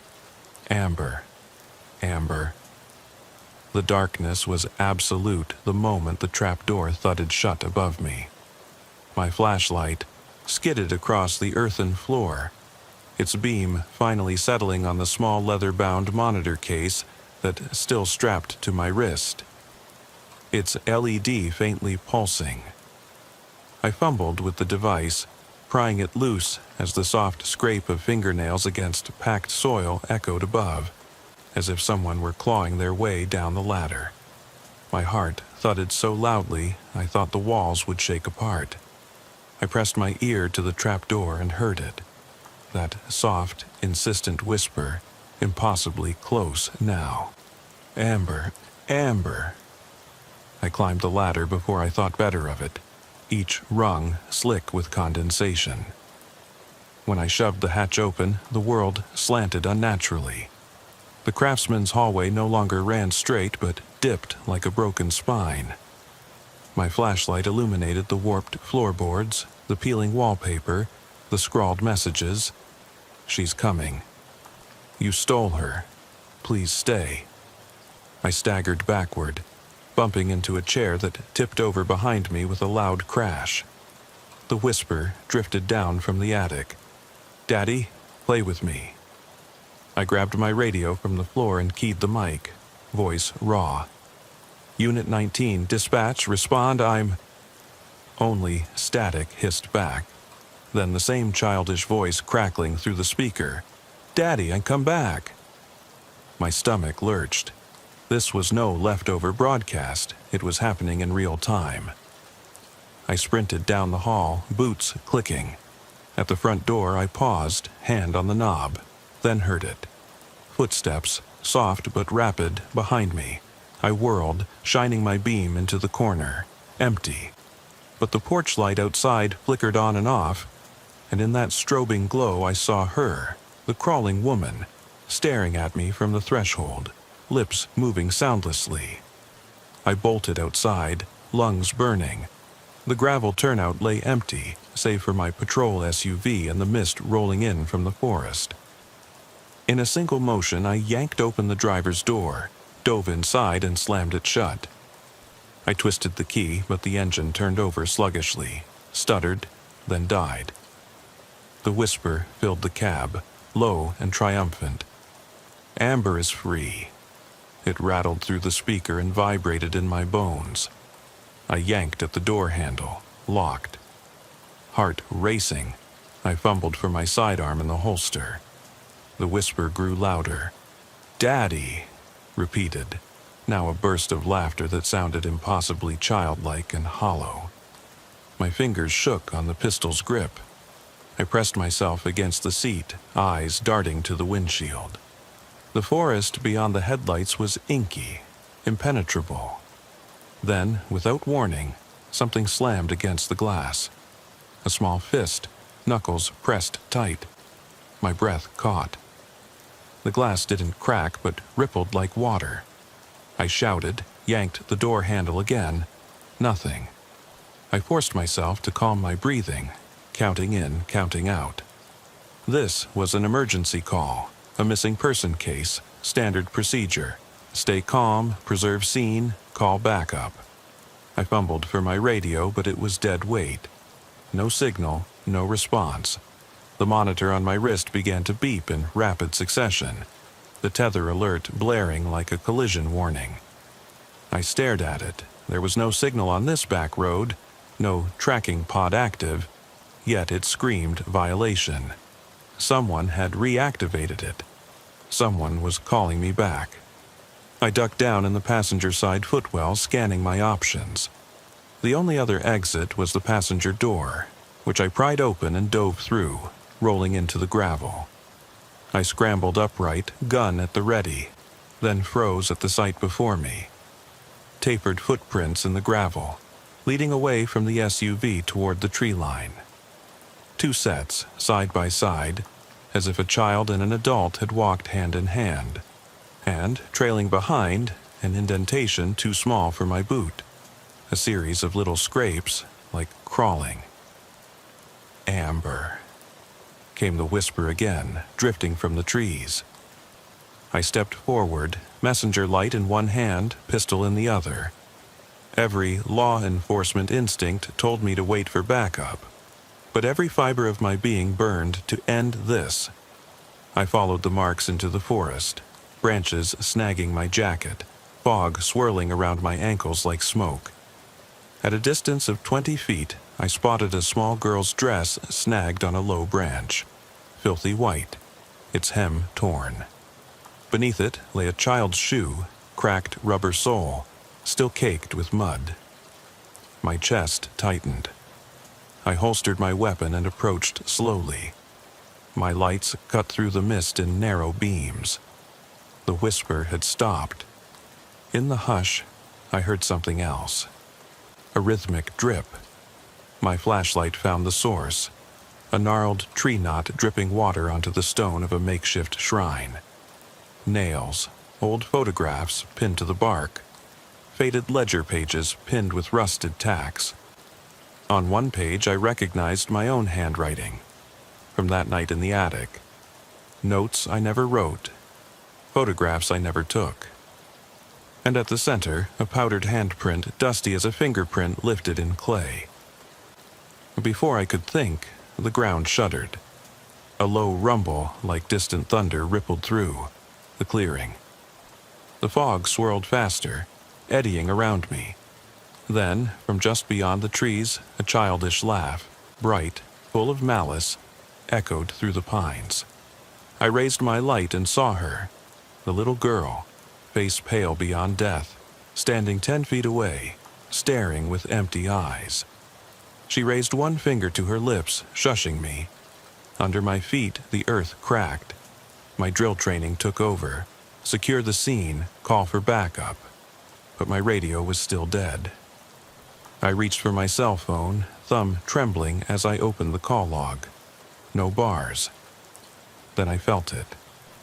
the tether monitor searing against my skin, burning in place as though cemented.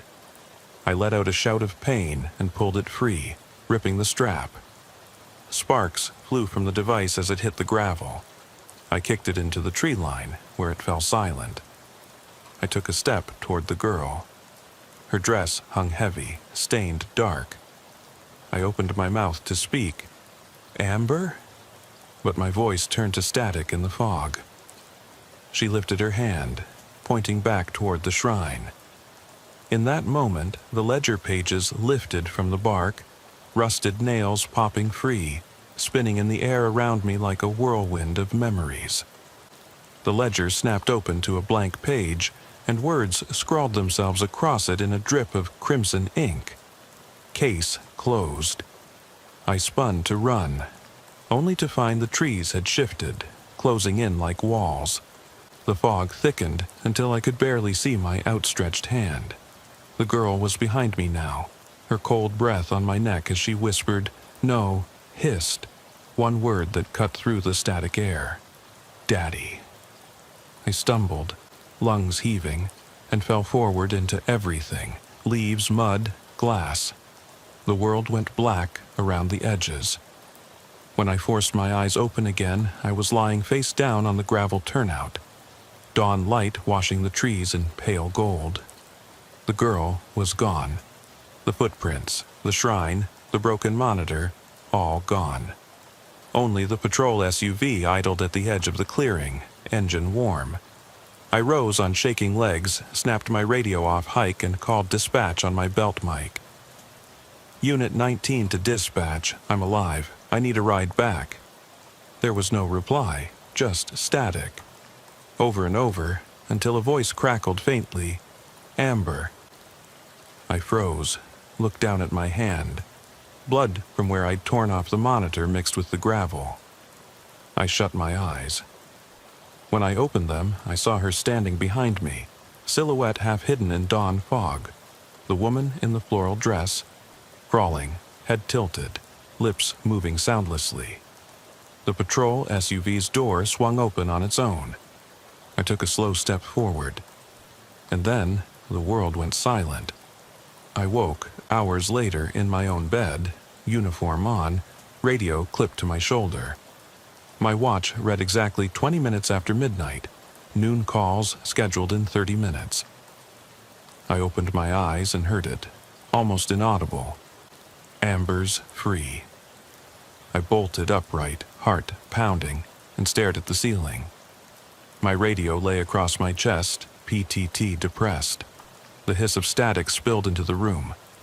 I reached for my sidearm, but it was gone, replaced by a single photo on my nightstand, a faded picture of a smiling little girl in a field of daisies, handwritten on the back in a child's scrawl. "Thank you, Daddy." I don't know what's real anymore. I don't know if I ever left that house or if I've been trapped in it ever since. But I know this. No one needs to call Amber again, because now I can't leave her. The radio crackled once more as I eased my cruiser onto the gravel shoulder. It was 2:17 a.m. when I heard the dispatcher relay the details. "Sergeant Carter, we've got a missing person call. Elizabeth Myers, 28, last seen driving northbound on County Road 14. Vehicle abandoned. No sign of her since 23:30 hours." I clicked the mic off and ran a hand over my stubbled jaw. I'd been on the force for 8 years, but nothing dulled the chill that ran down my spine on calls like this. My headlights picked out the pale blue Honda Civic, front tire half buried in the mud, door swinging open as if inviting me in. I killed the engine and stepped onto the damp ground. The beams cut through low-hanging fog, illuminating churned tire tracks, and a single red scarf caught in the side mirror.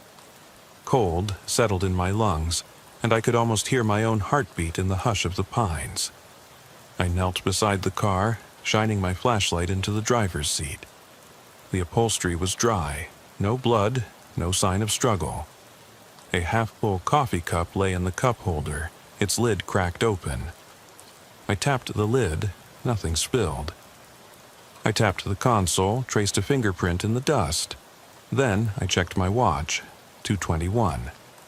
The temperature hovered around 48 degrees Fahrenheit, humidity high enough to soak through my uniform jacket. "Dispatch," I said into the radio, voice low. "On scene at County Road 14. Civic is here, no sign of Ms. Myers. I'm following a faint footpath that leads into the woods." A soft hiss answered back, static, borderless. No bars, typical out here. I pocketed the mic and moved forward, boots sinking into soggy leaves. The path was overgrown but visible. Trampled ferns, broken twigs, a shallow groove like someone had dragged a suitcase or a leg. I paused, inhaled the earthy scent of wet pine needles and decaying underbrush. Every sense was alert. 20 minutes of careful steps brought me to an old farmhouse silhouette. Its roof sagged, paint peeled in streaks, windows boarded or maybe broken. A porch wrapped around the front, rails warped with age. I paused at the threshold, chest tight. The air inside smelled rancid, a mix of mildew and something sour. I drew my flashlight and pistol, moving in slow, deliberate strides. "Police? Hello?" I called, voice flat and calm. No answer. My beam swept across the foyer. An overturned chair, a low table littered with empty coffee mugs and scattered papers. A wind rattled the broken window panes, and the door behind me groaned on its hinges. I should have radioed for backup. Instead, I told myself I'd be quick, just gather evidence, confirm she wasn't here, and get reinforcements. I checked my watch again, 2:45. Dispatcher would be concerned soon. I shoved open the door to the living room. The space was narrow, the floorboards coated in dust and grime. My flashlight revealed footprints in the dust, small and boot-shaped, heading down a short hallway. I took a steadying breath and followed. The hallway stretched forward, walls marked by peeling wallpaper and splintered wood. Every step brought a creak. My mind cataloged details. Loose floorboard to my right, a tattered coat hanging by a nail, a broken picture frame on the floor. Inside, a family photograph of a man, woman, and a little girl with bright smiles. I paused, reached down and brushed away dust from the glass. The smiles looked genuine, innocent, odd in a place like this. I photographed the frame with my phone. At the end of the hall was a closed door. I placed a hand flat against the center, the paint flaking under my palm. The knob turned easily.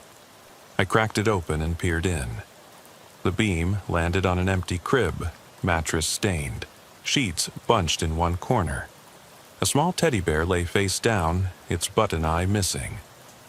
I swallowed, feeling a tight knot form in my throat.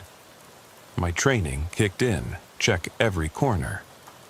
I swept the room, chipped dresser, half-empty bottle of milk on a windowsill, footprints and muddy tracks leading out through a shattered window.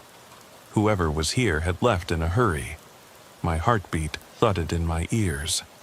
I crossed to the window and looked out. The ground plunged into darkness, trees rising like silent sentinels. No footprints beyond the porch, only the faint glow of my taillights and the fog swallowing the landscape. I ducked back inside as the wind gusted, rattling the panes. My radio remained dead. No reinforcements. If she was still alive, if anybody was, it was on me to find her. I moved back into the hall, retracing my steps toward the door that led upstairs. A sudden metallic clink, like a hand brushing against railing, made every hair on my neck stand. I spun, flashlight darting across the hallway, illuminating nothing but dust motes dancing in the beam. Slowly, I climbed the stairs, each plank protesting under my weight. I kept my pistol raised, flashlight steady. At the top, the landing opened into a narrower corridor. 2 doors, one to the left, one to the right. Footprints led to the left door, clean, wet prints in the dust, like someone had stepped in mud moments ago. I followed them, heart pounding. I announced, "Police," before pushing the door open. The room inside was larger, what looked like a bedroom, but every scrap of furniture was tipped or smashed. A dresser drawer hung open, its contents scattered. Women's clothes, a pair of gloves, a scarf matching the one on the car. I picked up the scarf, ran my fingers over the fabric, damp, muddy. I held it, knuckles whitening, and turned to the corner. In the corner, half hidden by shadows, was a figure, curled, still. I raised my flashlight higher. The beam caught a woman's face, eyes closed, pale as moonlight. She lay on the floor, chest rising and falling in shallow breaths. Relief washed over me, but it was tempered by dread. Her wrists were bound, dark bruises encircling them. I crouched beside her. "Miss Myers," I spoke softly. She stirred, eyelids fluttering. I reached for my radio. That's when I heard it. A low, deliberate footstep from the landing behind me. My light swung upward, pistol pointed at the open doorway. Nothing there at first, until the beam caught someone's reflection in the wall mirror. A tall silhouette, movement just at the edge of my vision. I shouted, "Show yourself!" Adrenaline spiking. The figure didn't respond. The only answer was the hum of my own breath, the faint drip of water from a leaky pipe overhead. Seconds felt like hours. Then the figure moved, too quick to believably be human. I fired a AC warning shot into the ceiling. Plaster dust drifted down. Silence returned. My prisoner coughed, blood trickling from her lip. "Officer, please, hurry," she managed, voice shaking. I holstered my pistol and turned back to help her. And in that split second I saw it, the second shadow, narrower, lurking just beyond my light's reach. Something inhuman stood there. Too tall, too still. No face, just darkness staring back. I froze. The woman on the floor let out a gasp. I grabbed her arm and hauled her to her feet. Her eyes were wide, frantic. "Run!" she whispered. Behind me, a sound like metal scraping on wood. The thing advanced, deliberate, its form elongating into the darkness. I shoved the woman toward the window. She dropped the scarf and slipped through the broken pane onto the porch, landing hard but upright. She sprinted toward my cruiser without looking back. I moved to follow her, foot on the sill, then stopped. I raised my flashlight and pistol, taking a deep breath to steady my shaking hands. "Don't come closer," I yelled, voice cracking more than I wanted. The thing paused at the threshold, a silhouette in the doorway. The fog curled around it like smoke. I blinked, and for a heartbeat I thought I saw its head tilt, as if curious. Then it lunged, impossibly fast. I fired again, aiming low. The bullet struck the frame with a thud, but did nothing to slow it. Fear gripped me, cold as the ground beneath my boots. Instinct urged retreat, but protocol held me fast. Protect the victim. I shifted sideways, firing twice more as I backed down the stairs. Behind me, the woman's screams sliced through the night. I dropped from the porch, kept firing until the magazine clicked empty. Silence followed, thick and oppressive. I scrambled back to the porch, flashlight beam cutting across tattered boards. No sign of it, no sign of her, only the bitter taste of fear and the echo of my own gunshots. I fumbled for my radio, fingers numb. "Dispatch, request immediate backup and EMS suspect is not human. Repeat, not human. She's out front. God help me." Static. Then a soft, ragged whisper, "Thank you for coming." My heart froze. My hand hovered over my pistol as I realized I was alone out here, and something stayed behind. I barely remember driving back to the station. One moment I was backing down the farmhouse steps, adrenaline still coursing through my veins. The next, I was parked outside the Clay County Sheriff's Office, hands shaking as I killed the cruiser's engine and stared at the haze where the house had vanished behind me. My radio lay on the seat beside me, silent. No dispatch, no backup. Even the dashboard clock flickered, as though uncertain what time it was after what I'd just seen. I opened the door and stepped into the cold night air. The fog clung to my uniform, damp and insistent. Inside the station lobby, the fluorescent lights hummed overhead, spilling a harsh glare across linoleum floors and metal chairs. Corporal Reyes looked up from behind the counter. His eyes widened when he saw my face.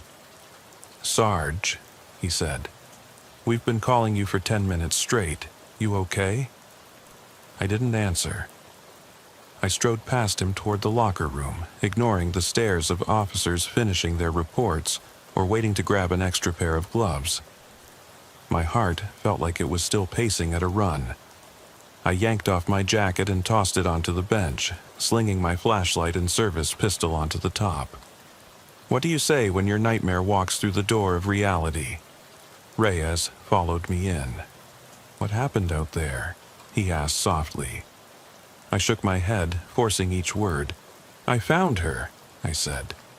But I shot at something. Something that shouldn't have been there. He frowned. Sarge, are you saying you shot at a suspect? I don't know. I saw her, tied up in that bedroom. I tried to get her out. Then I paused, swallowed. I saw something else. He let out a slow breath. Lieutenant Robbins is on his way. We've got deputies headed to the farmhouse now. Why don't you fill out a use of force report? Take a seat. I nodded numbly. My legs felt rubbery. I sank onto the bench, the world tilting as if I might pass out. Reyes grabbed a pen and paper. Tell me exactly what you saw, he said. I tried to speak, but my mouth went dry. Every detail rushed in, the crib, the scarf, the way her eyes fluttered when I knelt beside her. And then that black shape in the doorway, taller than any man, limbs too long, the way it watched me with that void for a face until I fired. He scribbled furiously. I watched the clock. 3:14 a.m. The second hand ticked like footsteps chasing me down a hallway. By 4 a.m., Lieutenant Robbins arrived. He was a grizzled man nearing retirement, one of the few old-school officers who still believed zero in the supernatural. He clasped my shoulder. You did good, Carter. You rescued Myers. We'll handle the rest. But rescue implied resolution, and I felt none. They booked Elizabeth Myers into an ambulance and hauled me in for questioning. Witness statements, they called it. But every question, did you see a man or woman in the house? Was there evidence of foul play? Felt hollow. How could I describe the absence of shape, the thing that moved between shadows? When I finally crawled into my patrol car at dawn, I realized I hadn't eaten. My stomach twisted. The road back toward the scene stretched out in front of me, hazy under a gray pre-dawn sky. I wanted to leave it all behind, drive straight to home, crawl into bed, pretend none of it had happened.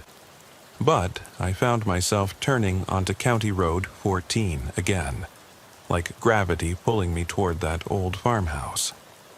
Myers was gone. Deputies found no sign of the figure I'd shot at, only my own footprints leading up to the porch steps. The red scarf lay on the hood of the cruiser, faded by morning light.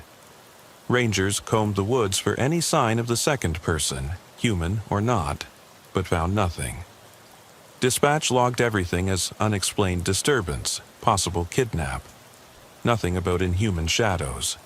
Nothing about a thing that had no name. That night at home, I couldn't sleep. My wife, Dana, asked how my shift went. I told her it was routine, a missing person call. She didn't press. She knew from my face that there was more, but she didn't know what. I lay awake listening to the old house settle, imagining footsteps in the hallway, a whisper through the baby monitor on our nightstand. Thank you for coming. When daylight finally broke, I was at my desk before sunrise, filling out paperwork for the incident. Each form demanded specifics: time, location, victim condition, suspect description. The suspect description line stared back at me blankly. How do you describe an absence? A void? Someone in admin whispered that Meyer's family was offering a reward for information. They whispered that the house, an old Davis place, had no records of occupancy for years. They whispered that locals believed the farm was cursed after 2 children vanished in 1967. I didn't buy superstition. I bought evidence, and there was none. By week's end, I was back on the road, same route, same fog if weather permitted. Each time my thoughts spiraled. What was it? Why hadn't it been hurt by the bullets? Why did it speak? At home, I lay on the couch going over every second like a mad lib, trying to fill in the blanks.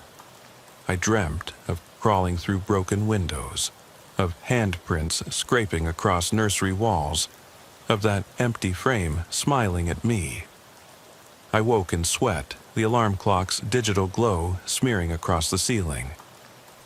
My partner, Officer Nguyen, noticed my rattled eyes before I climbed into the cruiser Monday night. "You're gonna burn out," she said. "Take a day off." I almost agreed, but I couldn't stop. Not while that thing was out there. At 0190 hours, I switched on my headlights at the broken fence by the Davis farm. No backup this time. I didn't call it in. I drove past the house, sat on the shoulder, heart hammering. The fog rolled low again, each swirl a whisper calling my name. I reached for the door handle, about to step out when a soft glow appeared at the edge of the clearing. A single point of light flickering, like a candle or lantern. I snapped on my flashlight. Nothing. Then I saw it. A figure standing at the far end of the porch, back turned. A woman's shape, hair matted, coat hanging askew. My pulse went cold. "Elizabeth?" I called. No answer. I took 2 steps forward. The porch boards creaked. The figure turned, slowly, no face. Just the coat hanging empty, the hair drifting without wind. I raised my radio. "Dispatch, I need you to hear me." Static. Then her voice, soft and hollow. "Why did you leave me?" My pistol clicked empty. No rounds. I dropped to my knees as the world spun. The heat drained from my body. I wanted to run, to break every rule and bolt for the lights of town. But I stayed, compelled. "Please," I whispered, voice trembling. "Tell me what you want." The coat twitched. A single word drifted from those empty sleeves. "Stay." And for a moment, I heard a child's laugh, innocent and chilling, echo through the trees. Then silence swallowed everything. I didn't move for what felt like hours. When I finally stood, knees shaking, the porch was empty once more. No sign of the figure, no lantern, only the whisper of my own ragged breath. I climbed back into the cruiser, hands slick on the wheel. As I drove away, I realized the house wasn't the only thing abandoned here. My certainty, my safety, even my sanity. Each had been left behind on that porch, and something told me it wasn't finished with me yet. I didn't sleep that night. When I finally pulled into my driveway, hands slick on the wheel, eyes stinging with exhaustion, I found my house lit as if someone had been waiting. The porch light glowed amber, casting long shadows across the steps. I killed the engine, stared for a moment at my own reflection in the windshield. Ghostly, hollow. Then I climbed out, boots crunching on gravel. Inside, the living room was silent. My wife's coat lay draped over the back of a chair, just as she'd left it that afternoon. The baby monitor on the end table buzzed softly, but there was no cry. I checked the kitchen clock, 4:37 a.m., and flicked off every light on my way to the bedroom. Dana stirred beside me, murmured something unintelligible, then went back to sleep. I lay beside her, staring at the ceiling, replaying every second of the farmhouse, the crib, her bloodless skin, the thing in the doorway. Finally, I slipped out of bed and went to the kitchen. The coffee maker gurgled as I filled the carafe. Steam curled around my mug, but I barely tasted it. My uniform hung on a chair, crisp and heavy with memories I hadn't shaken. I left the mug half full on the counter and slipped back outside into the damp pre-dawn air. I sat on the porch steps, knees pulled to my chest, and watched fog drift through the oaks. By first light, I was back at dispatch reconstructing every detail. Lieutenant Robbins listened without interrupting, brows furrowed. "We'll review CCTV from Roberta Station," he said, "and I'm assigning deputies to canvass the area. Take the rest of the day off." I nodded, but didn't go home. Instead, I drove back to County Road 14, parked out of sight, and spent hours scanning the woods with binoculars. No sign of her, no movement beyond deer tracks. Every busted twig felt like a betrayal. I'd missed something vital. At noon, I finally left, returning to the station to face paperwork that felt meaningless. They wanted me to write unknown suspect under description. My heart rebelled. There was nothing unknown about it. It was impossible. Over the next 2 days, I interviewed neighbors, checked with the Historical Society, dug into old police files. The farmhouse had belonged to a Davis family until 1968, then stood empty for decades. A local legend whispered of 2 children lost in the woods. Siblings vanished one night while chasing a firefly jar. Their bodies were never found. Some said the father went mad, wandered into the trees calling for them until he died of exposure. No definitive records, just newspaper clippings and hushed cotton mill gossip. I pinned a photograph of the Davis children to my office corkboard, 2 faces smiling oddly at the camera. I taped a Polaroid of the broken crib beside it, and a crime scene printout of the red scarf. Every morning I sat at my desk, staring until the edges blurred. My partner, Officer Nguyen, brought me lunch twice. "You look haunted," she said, placing a to-go box of soup in front of me. "Go home. Take a mental health day." I shook my head. "I can't stop." She sighed and left. I ate cold soup, wondering which was worse, the thing out there or what it had done to me. That evening, I volunteered for the midnight shift. The station was quiet. Only me, Nguyen, and the dispatcher.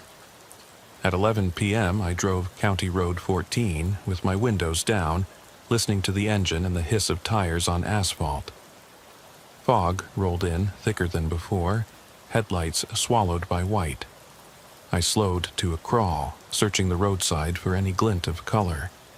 15 minutes passed without incident. Then I saw something, a glimmer of red on the shoulder. I stopped. A woman's shoe, bright red, lay half buried in mud. My breath stuttered as I grabbed my flashlight. I approached, heart in my throat. The shoe was empty, soaked through. Next to it, a scrap of cloth, the same scarf. I snapped a photo and pocketed the scarf. My radio crackled, Nguyen calling in. "Anything?" she asked. "Negative," I said, voice tight. Heading back to the road. I climbed back into the cruiser. As I closed the door, my beam caught movement up the embankment. A silhouette standing among the trees. I slammed on the brakes, light darting over bark and underbrush. The figure stood unnaturally still, taller than any woman, limbs unnerving in their straight angles. I raised my flashlight, arm trembling. The thing tilted its head, as if curious. "Don't come any closer," I said, voice cracking. It remained motionless. Then I saw tears, hollow, glistening tears, streaking clean channels down its featureless face. "Elizabeth?" I whispered. No answer. The tears pooled at its feet, steaming in the cool air. My breathing caught. Protocol screamed at me to retreat, call for backup, but something deeper held me rooted. I raised the radio. "Dispatch, I need backup." Static. The figure lifted one arm, thin and elongated, pointing toward the woods. I followed its line of sight. A faint glow beyond the trees, like a lantern. My pulse thundered. This time I didn't hesitate. I stepped off the shoulder, moving toward the light. The thing turned and vanished into the mist. My boots sank into wet leaves as I followed the glow deeper into the forest. Branches scraped my face, cold sweat stinging my eyes. The light bobbed ahead, weaving through. Pines, beckoning.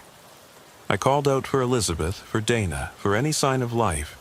The glow pulsed like a heartbeat. Suddenly, I emerged into a small clearing. The lantern lay on the ground, flame guttering in a breeze that hadn't reached this far. Beside it was a circle of children's shoes, tiny and worn, arranged in neat rows around the lantern. My stomach roiled at the memory of the Davis siblings. I knelt, shining my flashlight. Dozens of pairs, scattered ferns, footprints from every direction, no clear path. Then I heard a soft giggle, like a child's voice. It came from behind me. I spun, pistol raised, but nothing was there. The clearing felt impossibly still, the only sound my own ragged breathing. I looked down. My boots stood in the center of the circle. The lantern's flame flickered and went out, plunging me into darkness. My flashlight died too. Batteries drained. I heard the giggle again, closer this time, right at my shoulder. Ice crawled up my spine. I didn't need light to feel it behind me. Cold, wet air and a weight pressing on my back. I forced myself to stand, but my legs shook violently. I reached for the lantern handle, but it crumbled into ash in my hand. Then the whisper, "Stay." A dozen tiny voices echoed it, overlapping in a haunting chorus. I ran. Branches clawed at my uniform, roots tripped me, but I scrambled through the underbrush, heart pounding like artillery. I burst onto the road, fog swirling. My cruiser's headlights cut through the gloom, guiding me like a beacon. I dove inside, locked every door, and slammed the engine into gear. Tires spun before catching grip, and I tore away, leaving the forest and whatever lived in it behind. At the station, dawn was breaking. Nguyen met me in the parking lot, concern in her eyes. "What happened?" she asked. I just shook my head, eyes hollow. "I don't know," I said. "But it's not over." They'll never believe the children's shoes, the corpse-cold whispers, or the thing that shed tears like rain. They'll chalk it up to a missing person case gone sideways. Bad weather, overgrown paths, human predators. But I know the truth. I keep the red scarf in my locker. Some nights I unwrap it and touch the fabric, remembering the way it felt slick in my hand, the way it caught the light. I leave it out under my windshield before every shift, a warning or an offering. I'm not sure which. Tonight, I'll drive out again. I can't stay away. There are questions I still need answered. Why she thanked me, why the children circle the lantern, and what the thing wants from me. Whether it's the lost girl, the Davis siblings, or something older, something that remembers every step I take. I can't say. All I know is the fog beckons, and I'm the only one who can answer its call.